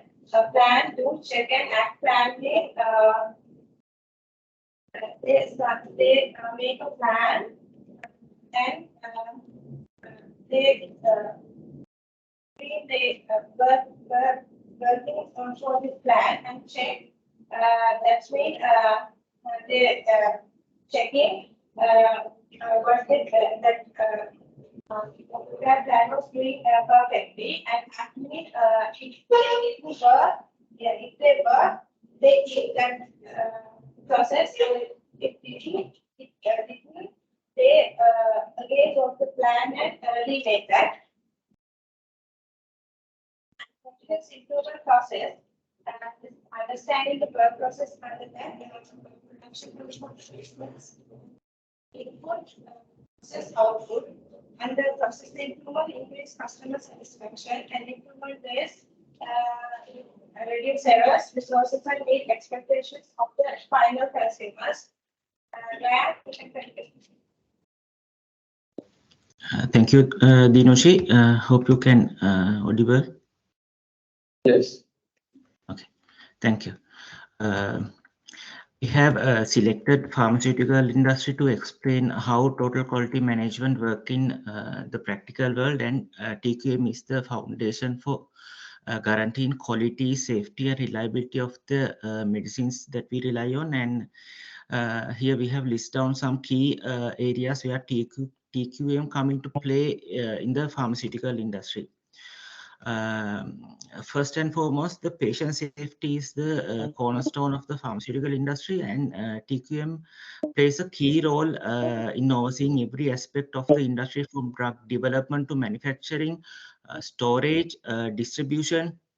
Therefore, TQM ensure that the highest quality and safety standard are maintained throughout this process, especially in the pharmaceutical industry, that involves continuous testing to ensure the quality of the product and maintain the cleanness and safety in storing the medicine, and appropriate pest control, recording environmental changes, regular verification, the conditions of the item where we have stored. A few of the example for the application of TQM in the patient safety aspect. Next slide, please. Product handling. In the product handling, TQM direct how we have to handle and store the medicine to avoid contamination, and to also ensure that quality of the medicines are not compromised during the transportation. And also TQM does not stop at the production process. It ensures that the quality of the product are maintained throughout the delivery chain as well. And moving to packaging, uh, uh, pharmaceutical packaging is like a armor for medicine, and it protects medicines from factors like light and moisture. Therefore, following the TQM process is help us to choose the best material and maintain the quality in the manufacturing process, packaging process. And TQM help to make sure the follow security and safety measures throughout the packaging process. And as example, regulatory compliance, process optimization, and risk management are some of key TQM initiatives in the packaging process. Moving to labeling process. Next slide, please. Okay, thank you. In TQM, focus on the quality control at every stage of labeling, from design to application, and it helps to avoid errors that could harm patients during the labeling process. Separate labeling with adequate detail and symbols, process improvement that lead to more efficient and operational and reduce errors are some of the TQM initiatives in the labeling process. And moving to computer system, TQM ensure that computerized system used for manufacturing, testing, and distribution process meet high regulatory standards, and it promote quality and compliance culture. Additionally, in TQM remind us to safeguard the data related to medicines, and it essential for maintaining the quality and safety of the medicines. So that in simple term, TQM is like a guide for making sure medicines are made and handled in a right way, and keeping patients safe and happy. And it also helps us to follow and make sure the every steps in the manufacturing to delivering process are run smoothly in the overall process. And with that note, let me invite my friend Hasif to talk about the merits and demerits of the TQM. Thank you.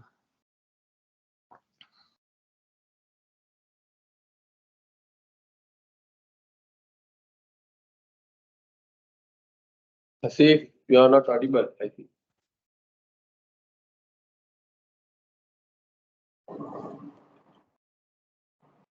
Can you hear me now?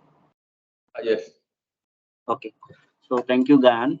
As per our discussion on the total quality management, we have some advantages and disadvantages. So firstly, we will look into the advantages of TQM. So in the long-term production, total quality management will help to achieve the lower cost in the production, which is a co-advantages in the TQM.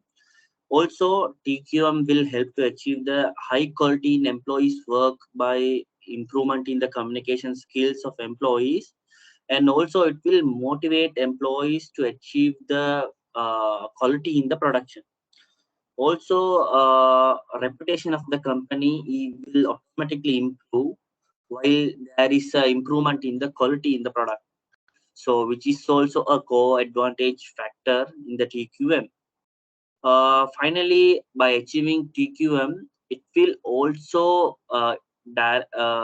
decrease the wastages in the production, which is indirectly help to reduce the wastage disposal cost as well. So we will move to the disadvantages slide.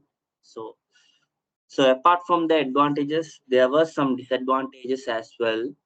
So one of the main disadvantage is the implementation cost, which is very high when it's come to the implementation of total quality management.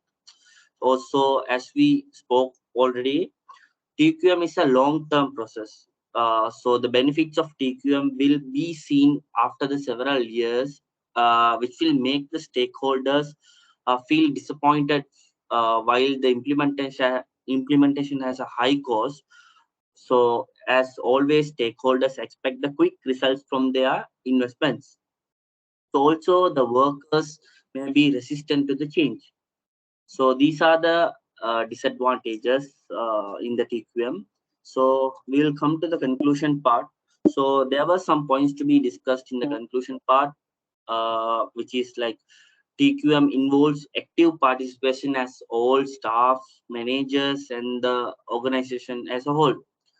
So when it's come to usage of total quality management, which will reduce the rework process of the production nearly to the zero at the end of the production, which will lead to achieve the business goal very fast. Also, the control should be placed on timely manner, which is also a point to be discussed. And also, the continuous development in the production will be guaranteed under the TQM method. So, apart from this, work culture will be changed with a well professional manner, and also the company can achieve the financial goals such like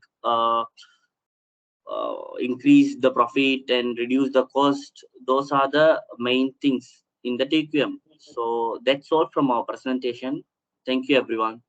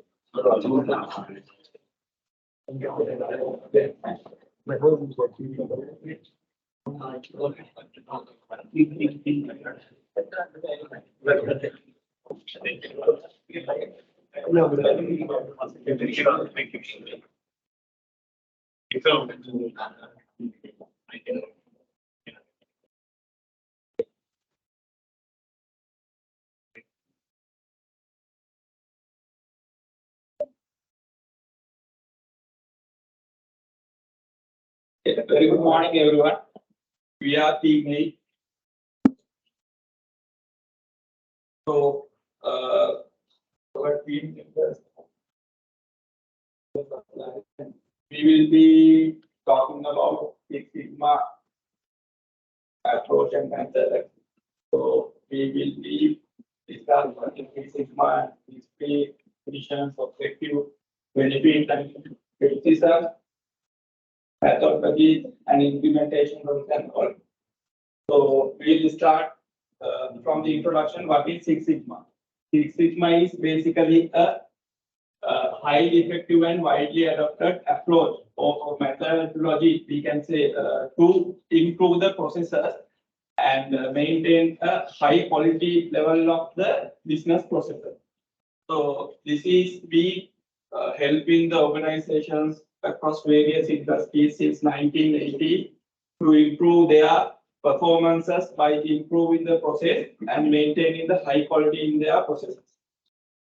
So there are some concepts linked with Six Sigma. One is they can define any issue related with the process, and they can measure any issues. They can analyze those issues, what are the root causes and everything. They can improve those soft points which needs to be addressed in the processes and control after the correction.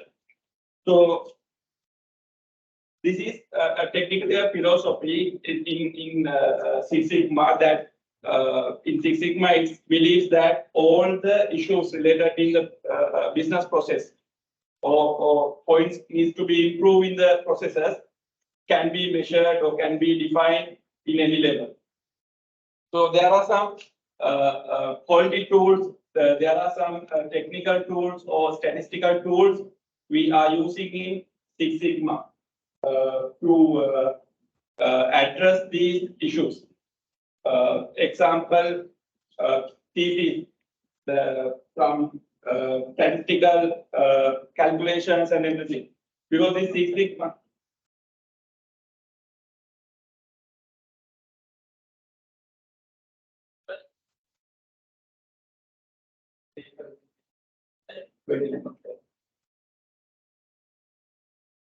So this Six Sigma, so it is highly, they do measure they do take the actions with the statistic data. It's a highly statistical oriented approach or method, we could say. And so why we call this approach as a Six Sigma? They would have simply name is 5 Sigma or 2 Sigma, whatever it is. But why they call this is Six Sigma is the concept Six Sigma signifies a level of quality where there are only 3.4 defects per million opportunities. This is an extremely high standard for quality. It means that process is so well controlled and practicable that it produces very few defects. So I'm sure you are familiar with this chart. So it says that our defect-free output is 99.97. So that means it's almost 100%. We can't achieve 100% quality output in practical world, but they are trying to maximize the quality output by improving the process. So that's why this concept called Six Sigma. Then we will see the history of this. So it was introduced somewhere 1986 by Will Smith, the one person who worked for Motorola company. So he introduced that one as a tool to improve the business process related within the Motorola company. And but that process or that method has been widely accepted since the inception until 1994 as a methodology to improve the business processes. But post 1994, that Six Sigma process accepted as a management philosophy throughout the world, because the efficiency and effectiveness of the process they could achieve by implementing the Six Sigma was highly influenced the business processes to improve their services or product quality. So post 2000, this Six Sigma identified as management philosophy. Not only that, they didn't stop from that. There are some additional concepts introduced to this Six Sigma. You all, I'm sure you all know about the Lean Six Sigma and all. So Six Sigma basically talk about statistical background, but Lean Six Sigma talk about non-statistical or moreover like Kaizen, workplace management, so on, the non-statistical aspect of the process improvement. So, as I said, this was introduced in 1986 by Will Smith in Motorola, but today we know that Motorola is no more a major player in the industry. But anyone who has any clarification, Motorola introduced the Six Sigma, but why they are out of the market today? So there are some links and articles, so you all can refer and identify what went wrong in the Motorola. So with that, I will be handed over to Sandharupani, who will explain the characteristics of Six Sigma, followed by objective of Six Sigma. Thank you very much.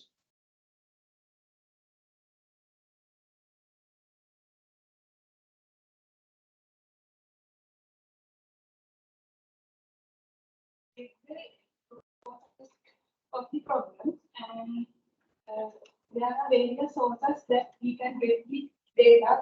For example, customer surveys, audit processes, and financial records.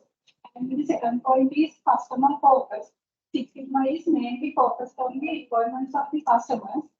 First, organizations should understand the requirements of the customers and then improve the quality and the efficiency of the processes, and then deliver the products to the customer. And the third point is process oriented. Six Sigma is a process oriented methodology. That means it focuses on improving the processes of the business. And fourth point is continuous improvement. Six Sigma is not a one-time event, and it is an ongoing process of identifying the elimination effects of it and improving the efficiency. The final result is team-based.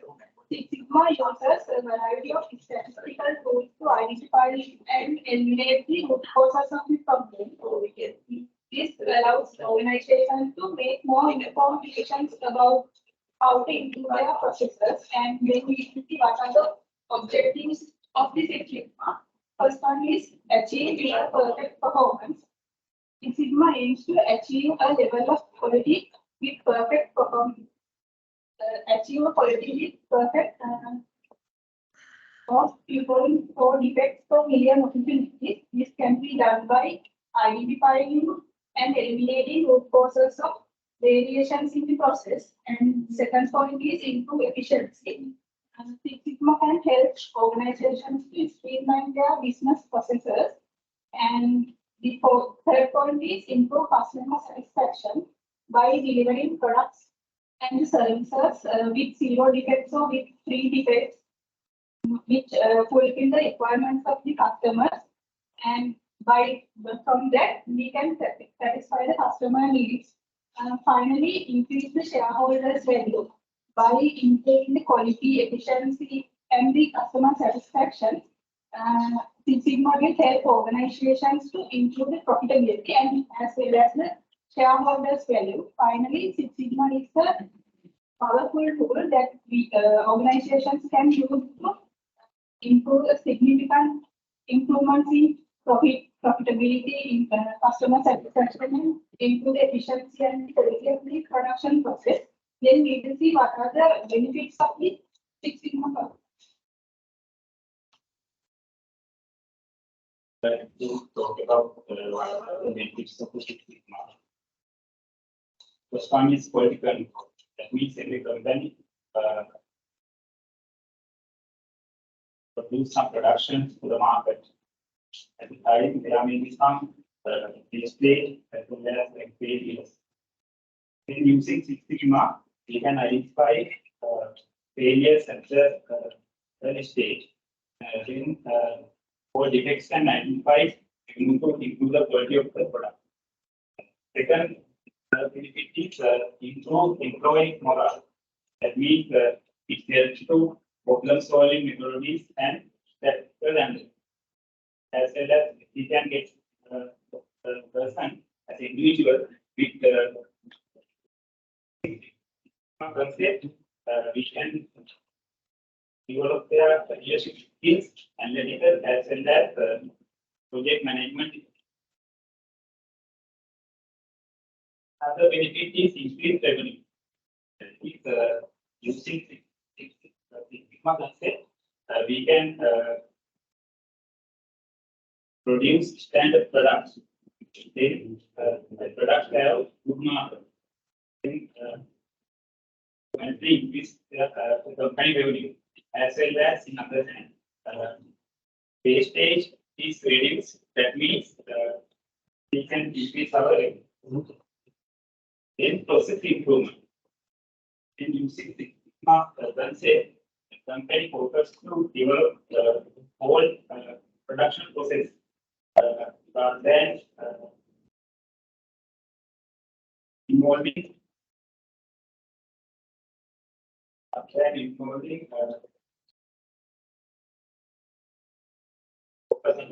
focus on failure.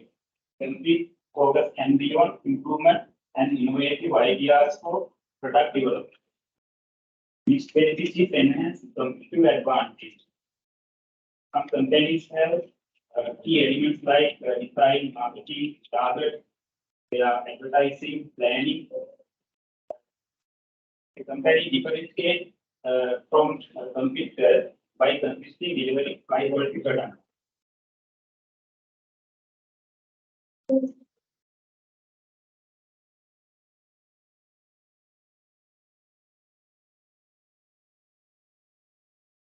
We move to the goals of Six Sigma. When companies Six Sigma, they focus only the quality of the product. On the other hand, increasing the production cost either directly or indirectly, as well as they focus on quality. The production time becomes more high. Next, research means need more resources. That means we have to company need to use new technologies, testing methodologies, and as well as new high skill labor. Another problem is unit cost increase because we have to use the high skill labor as well as good quality materials. Then automatically the unit cost may be high. Therefore, customers looking to purchase low cost product from the market. Another one is implementation challenges that require strong relationship, effective communications, collaboration across departments and functions. We might put partners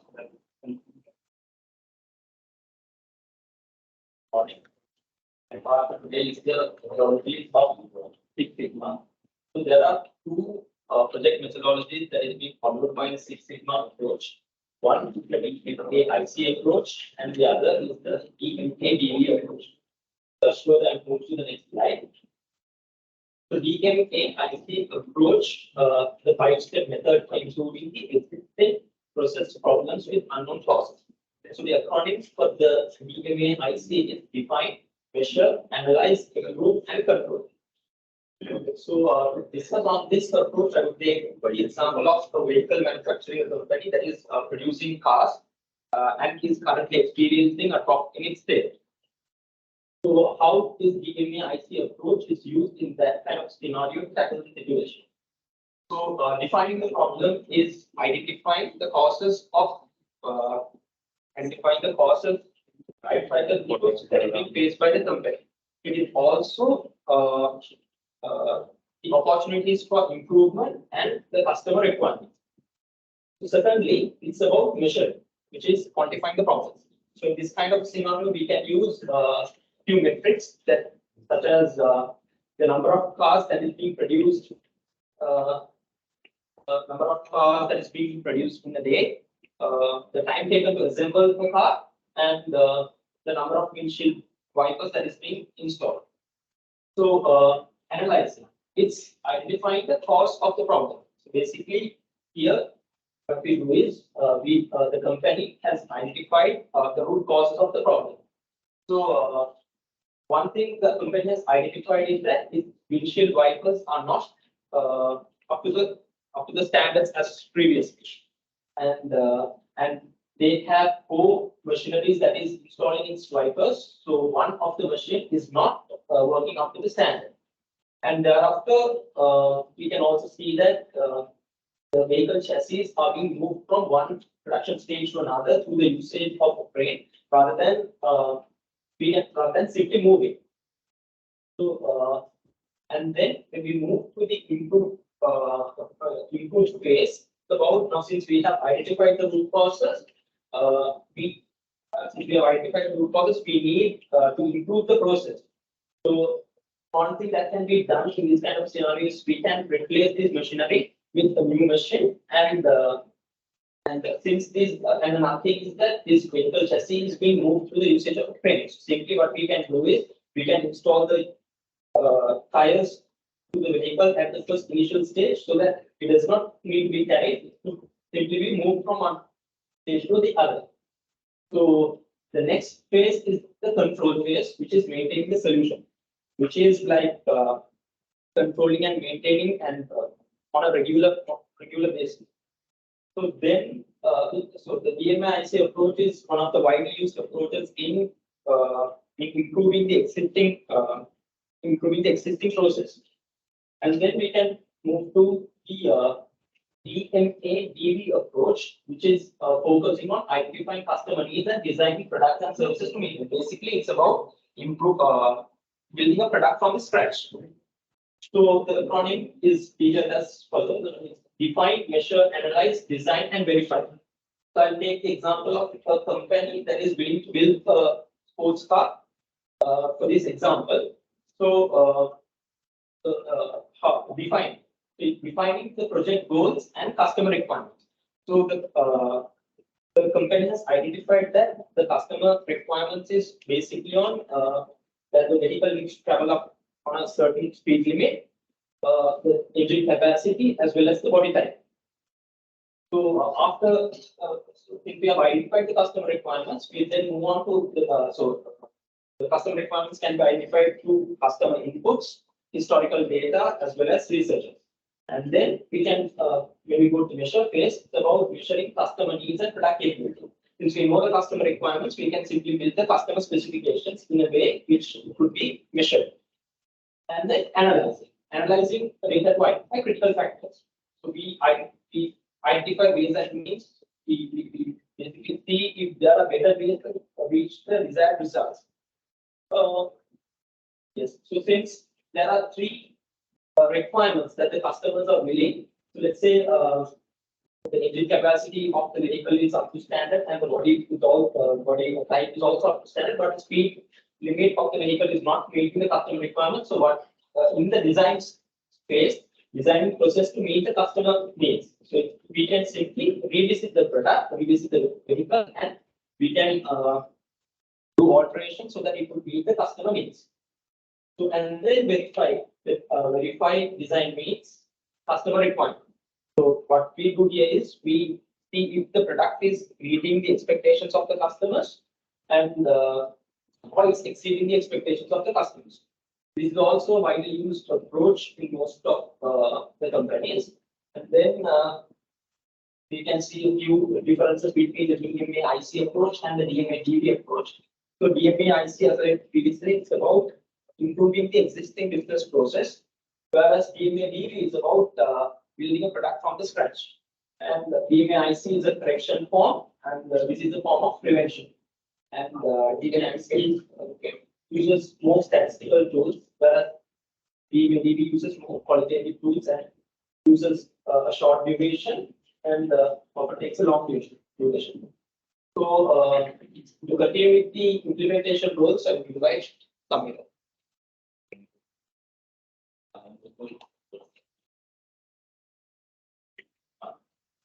Finally, divided into two big months. Initiative leadership and project leadership. Under initiative leadership, the development big month. Others, other than the information role, master graduate that we can build and yellow research. Development leader probably the development leader is a group business leader. The development leader role is to and to participate to activity. Other role is the champion.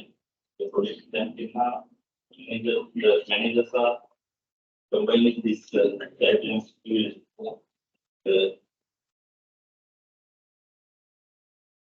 deliverable of the champion is the training, support, expectation and action. Example is the general manager of company with the champion. All other four roles are combined with the project champion. So the master athlete is the high-level business goal in the safety mark, for the division and supporting the fixing. After production company level quality, after this problem, it's the developer is the many projects, monitor team, active within Sigma and functional leadership. Another role is black belt. The black belt is the example is the manager quality. It's the deliverable, is the executive project, guideline. Okay, you can see. the example is mobile phone tax fee and inject how is the development data, development data, ambient, like that, and it could be master data, and it is only like the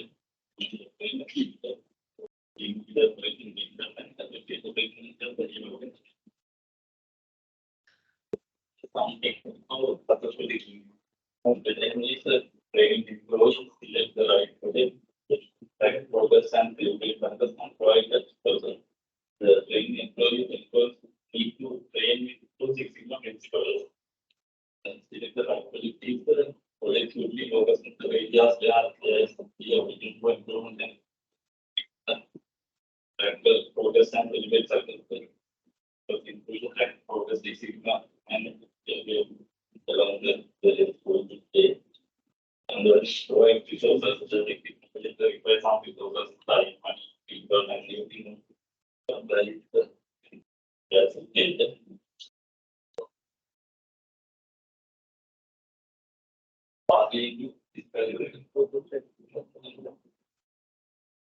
Faraj,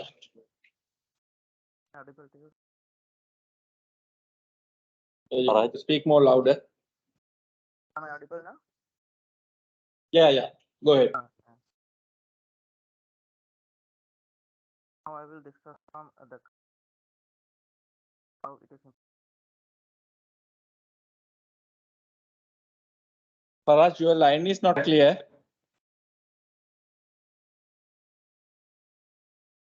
Your Now line I'm is audible? clear. Okay. Now let's discuss the companies that are using Six Sigma and how the companies implemented the Six Sigma process. By implementing the Six Sigma, company will have lean manufacturing. Lean Six Sigma methodologies have allowed companies to optimize production, reduce waste, and enhance the efficiency. And also, it will give customer satisfaction. Company explore how organizations have utilized Six Sigma to improve customer experience, and also the supply chain management to improve the supply chain management by discovering how Six Sigma has been leveraged to streamline supply chain process and minimize cost and maximize overall performance. Next slides. And also, while implementing Six Sigma, companies will face challenges, the culture resistance, addressing resistance to change, and gaining buy from employees across all levels of organization, and also data availability and the quality, overcoming data limitations and ensuring accurate and reliable information for analysis, and also sustainability, developing strategies to ensure long-term sustainability of Six Sigma initiatives and preventing regression all and practices. These are the companies that implemented the Six Sigma process. Sony, Motorola, General Electric, Ford Motor Companies, Boeing, IBM, and Amazon.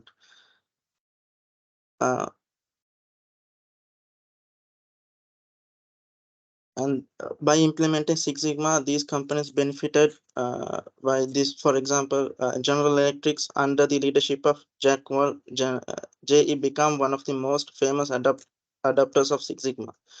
The company achieved sustainable improvements in quality and cost reduction. And Ford Motor Companies as well. Ford, another automotive giant that has embraced Six Sigma to improve manufacturing and business process. IBM integrated Six Sigma into its operations to improve customer satisfaction and streamline its business process. And also the Amazon, the giant e-commerce platform. Amazon has used Six Sigma principle to enhance its logistic and supply chain operations, ensure effectiveness in order to fulfillment of their deliveries and orders. And 3M multinational conglomerate 3M uses Six Sigma to maintain high product quality and innovation across the diverse production portfolio. I will hand over to Zimas to make the conclusion and the using Six Sigma software tools. Thank you, Faraj. Let's discuss about Six Sigma software tools. Minitab, one of the most popular statistical software tools used for Six Sigma projects. It offers a wide variety of statistical analysis including regression, control charts, and hypothesis testing. Provides design of experiments, features for optimizing processes. And also JMP as another Six Sigma software tool. It's a product of SAS Institute. It is a software tool used for statistical analysis. It offers a dynamic data visualization and is used for design of experiments among other things. And as you know, Microsoft Excel is also another software tool. While not specialized for Six Sigma, Excel is often used for data collection, data analysis, and reporting. And as the next software tool, Crystal Ball is an Oracle product. Crystal Ball is used for simulation and optimization in Six Sigma project. Moving to the next slide. SPSS is one of the another Six Sigma software tool. Is one of the powerful statistical software tool used in various fields. Provides capabilities for statistical analysis, which is essential for Six Sigma projects. And as another Six Sigma software tool, Quality Companion, it's developed by Minitab. This tool is designed for managing Six Sigma projects from start to end. It helps in organizing, executing, and reporting on quality improvement projects. iGraphX is another software tool. It offers process modeling and analysis functionalities useful for process mapping and understanding the flow of a process. As the last Six Sigma software tool, Visio, it's a Microsoft product used for drawing flowcharts, process maps, and other visual diagrams. Used for define measure phases of the DMAIC methodology. Going to the next slide. I hope you got an idea about brief idea about Six Sigma, and we discuss about Lean Six Sigma here. Lean Six Sigma is a methodology that combines the best of two established improvement methods. As you can see, Lean focus on efficiency through the minimization of waste, errors, and delays, while Six Sigma focus on quality and consistency through processes, improvement, and variation reduction. By combining them, organization ultimately aim to eliminate waste, improve process speed, and increase quality. I hope you got a brief idea about what is Six Sigma. Let's move to the next slide. We are at the conclusion stage of our presentation.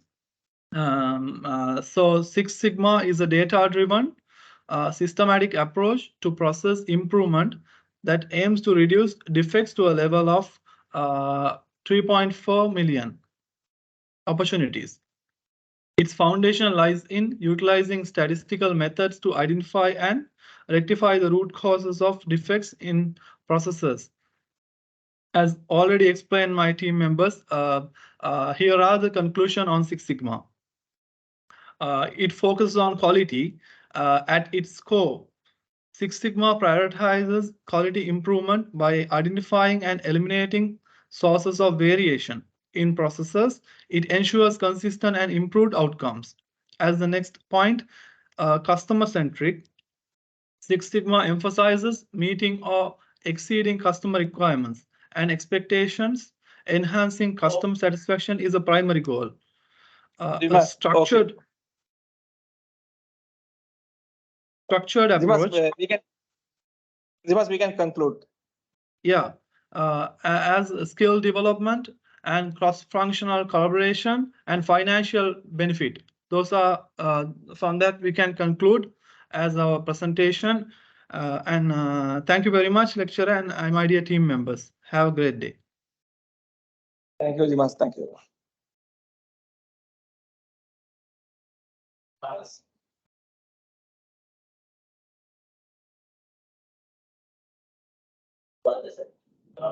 Just close.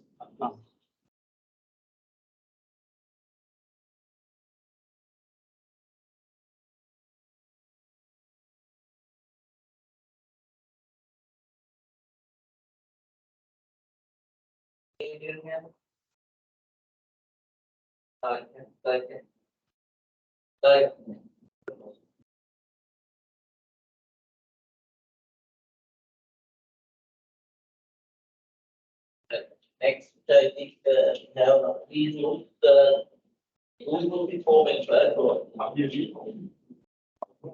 for good that. Yeah.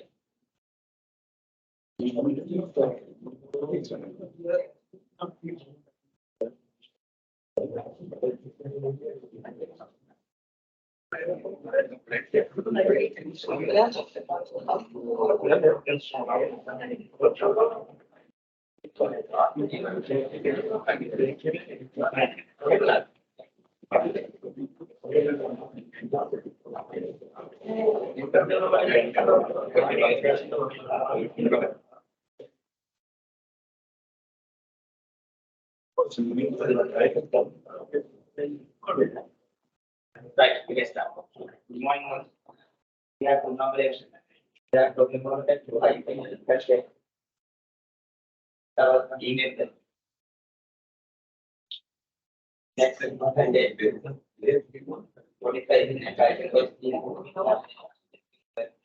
I think we can take.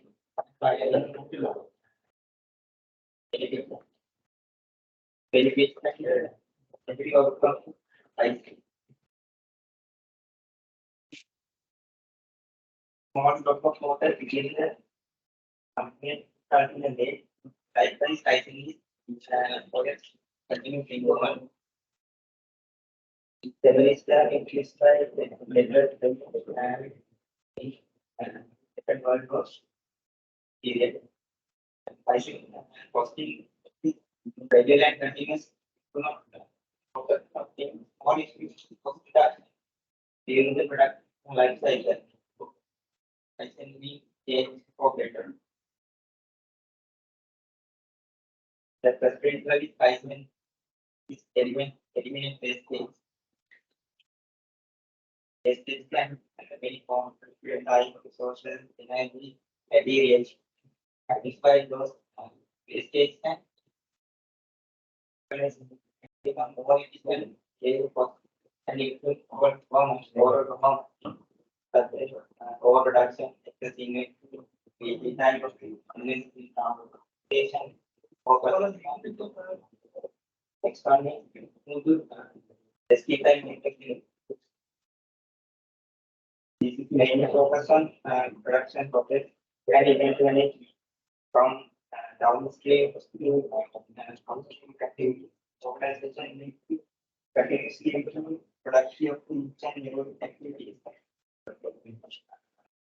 Expanding employee income is critical and all the employees participate in the identification, development, implementation of equipment process and production system.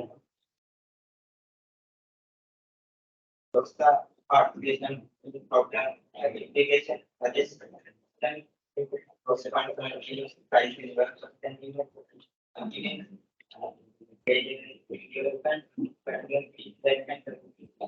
organization carrying the process.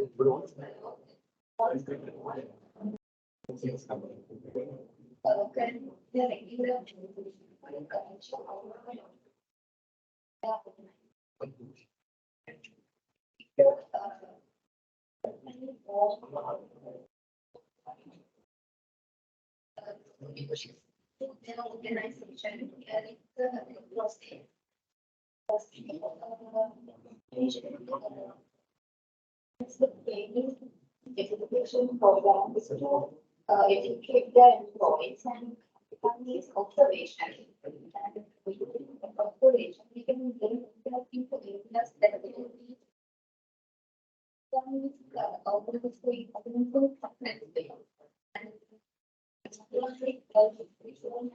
and finally, we should the series within cyber and we can see here information on the ensure management so can talk about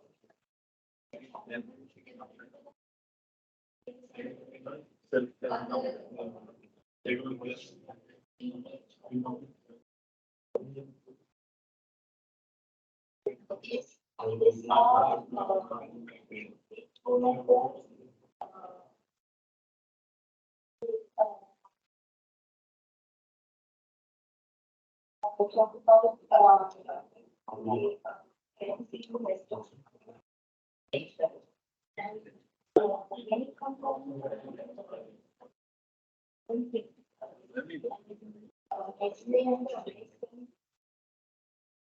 one of the example and actually display the global and prestige the and they use the setting improve positive enhance productivity quality and safety in manufacturing process and likewise when I use the continuous improvement procedurally to improve process inventory management, order fulfillment and logistics.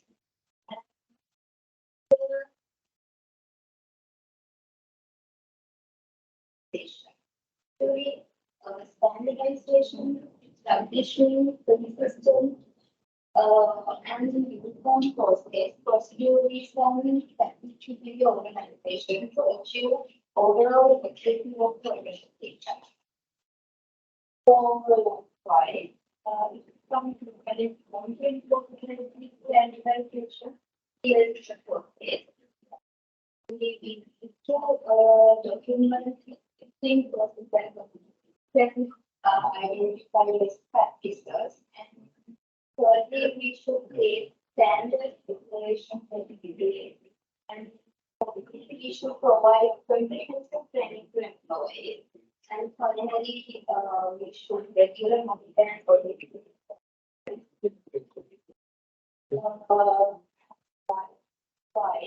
Most of the companies use this standardization methods in a real world and Toyota use this standardization process to achieve consistent quality and efficiency in manufacturing. And short-term manufacturing is a global fast food chain to ensure uniform product quality, service speed and customer experience across each customer's location.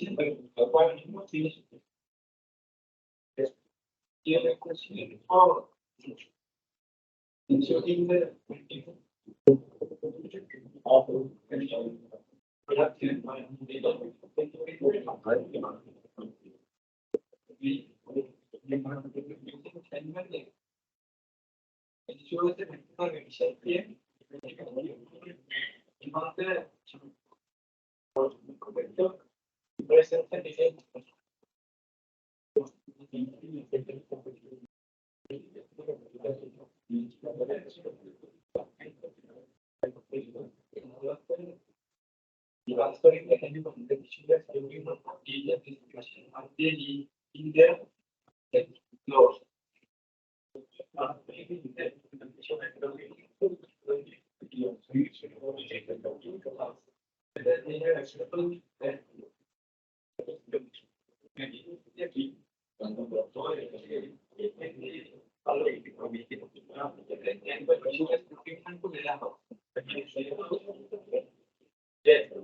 I was wondering the transferring that should have been on the top.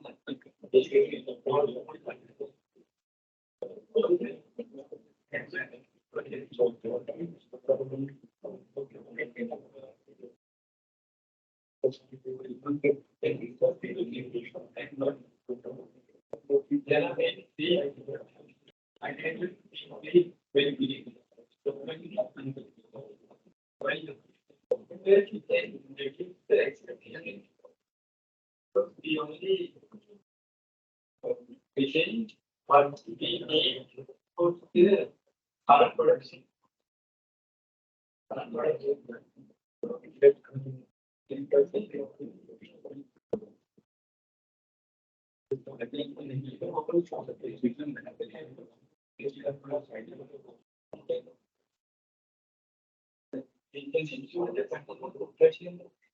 Production line.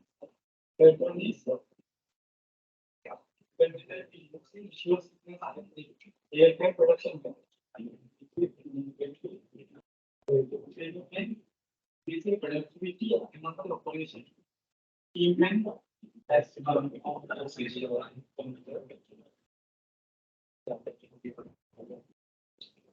now discuss about impact of key performance indicators in an organization. For example, there is a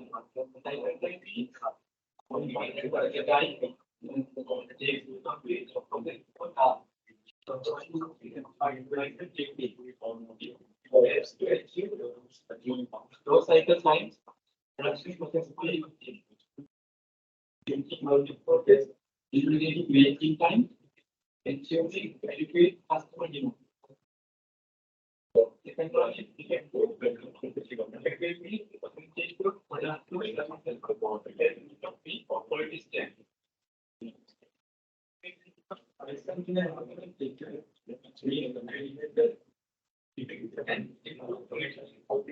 For this purpose,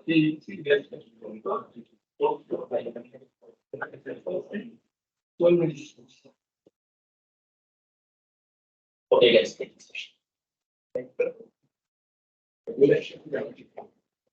you, Dr. I would like to explain about the PDP strategies needed. It is mentioned as plan to check planning.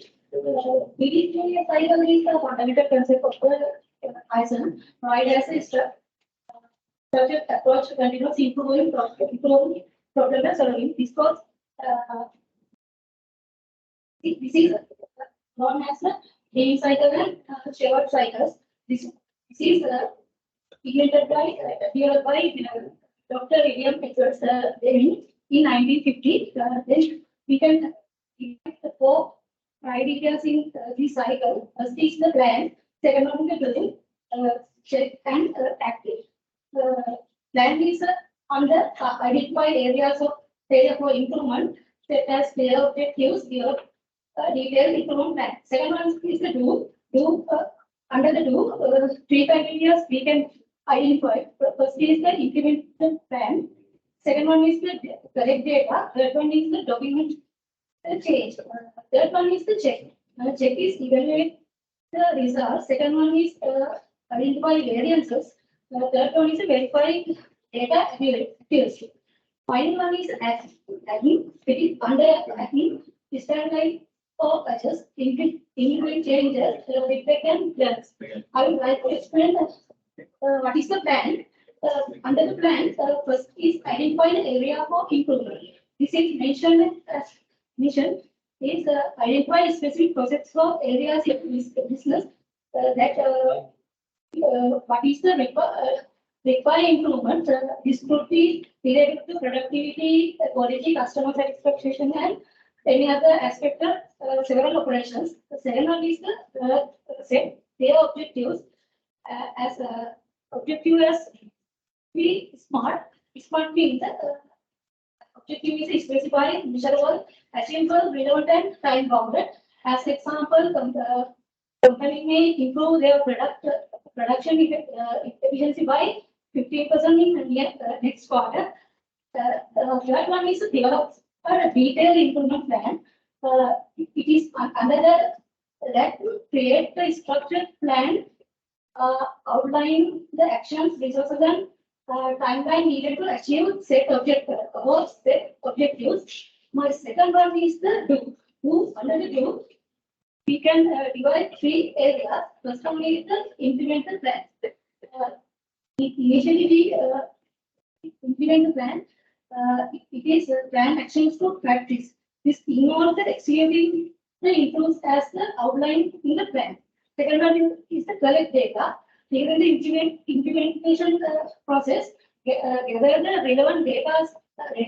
This could be the sometimes performance metrics or customer feedbacks likewise. My third one is the document the changes. Initial planning stage process. Keep the records of the what is being done, including any deviation from the original plan. My third one is checking. Under the check, we first identify the evaluate the results. Compare the actual outcome with the initial objective plan setting. Second one is the identify the variances. Determine if there are any differences between the plan and actual outcomes. Third one is the verify data accuracy. This is an important one. Ensure that the data collected is accurate and reliable. Without accurate and reliable data, we can't conclude the correct decisions. My fourth one is the acting. Under the acting is standardize or adjust. This means determine whether the standardize the new process. It has an improvement or make more adjustment or needed based the outcome of the check phase. Second one is the implement change. This is this means if the modification are required the implement then restart the BTC cycle. If the process has improved, documented new standard which this should be properly communicate to all stakeholders in the organization. Fourth one is the reflect and learn. It's important to reflect the entire BTC cycle and identify the which are the lessons learned and applied to for the future outcomes. Finally, we can conclude overall negative outcome in the Kaizen method. First thing, the Kaizen method is time consuming.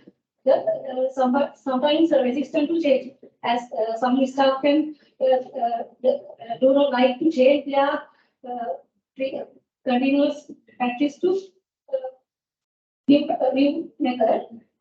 That one is the ineffective implementation.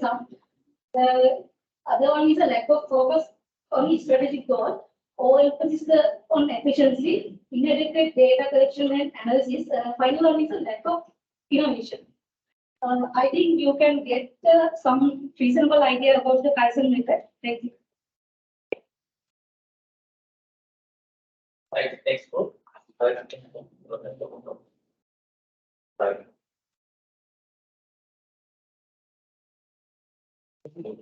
Almost right.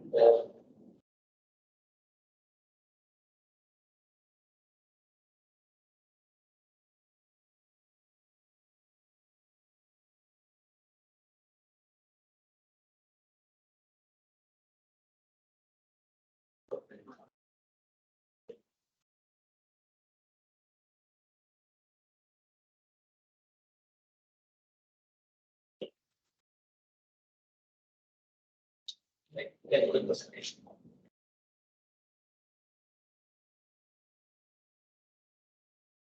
So you start presentation. Right. So that let's start the presentation. Then move the get that from the next slide. Okay, next. Okay, get that from the introduction. John, can you go to first slide? Can I see my screen? Yeah, I can see. You can start from the first introduction. Yeah. Yeah, good morning, everyone. Today our presentation is Business Process Reengineering, BPR. John, can you go down here? So these are the points we are going to cover today. Introduction to BPR, an application of BPR, and the benefits of BPR, and the drawbacks of BPR, and the conclusion. So basically, a BPR is a basic process carried out by the company to improve organizational performance by radically and redesigning the existing business process. So it is important to understand the significance of the word radically. The aim here is to dramatically improve organizational performance by improving the efficiency and the effectiveness. Now, it is important to note that BPR doesn't just involve improve or redesigning business process like other certain business process. It also involves redesigning the associated systems and the organizational structures. Next slide.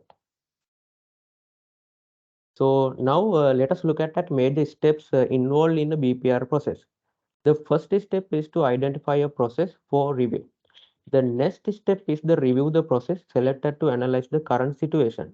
In this stage, company need to understand how the process is performed currently. And company can do so by looking at the financial data, operational data, and the availability of the software data, etc. Now the next step is the design the process improvement. Here it is important to designate the company key performance indicators for every improvement to ensure the improvements can actually be measured. The last step is implement the process improvements. Here it is important to keep all relevant parties in the loop, and what's also important is to review the whole process. And it need to ensure that the results that we are set out to achieve that were actually achieved. And these are the key principles of business process reengineering: the shared information and results oriented and reusable technology and just in time and industry benchmarks and standardization around industry process and the outsourcing non-core activities. And my friend Gaini will explain that application of BPR. Gaini, over to you. Thank you, Shivam. I am going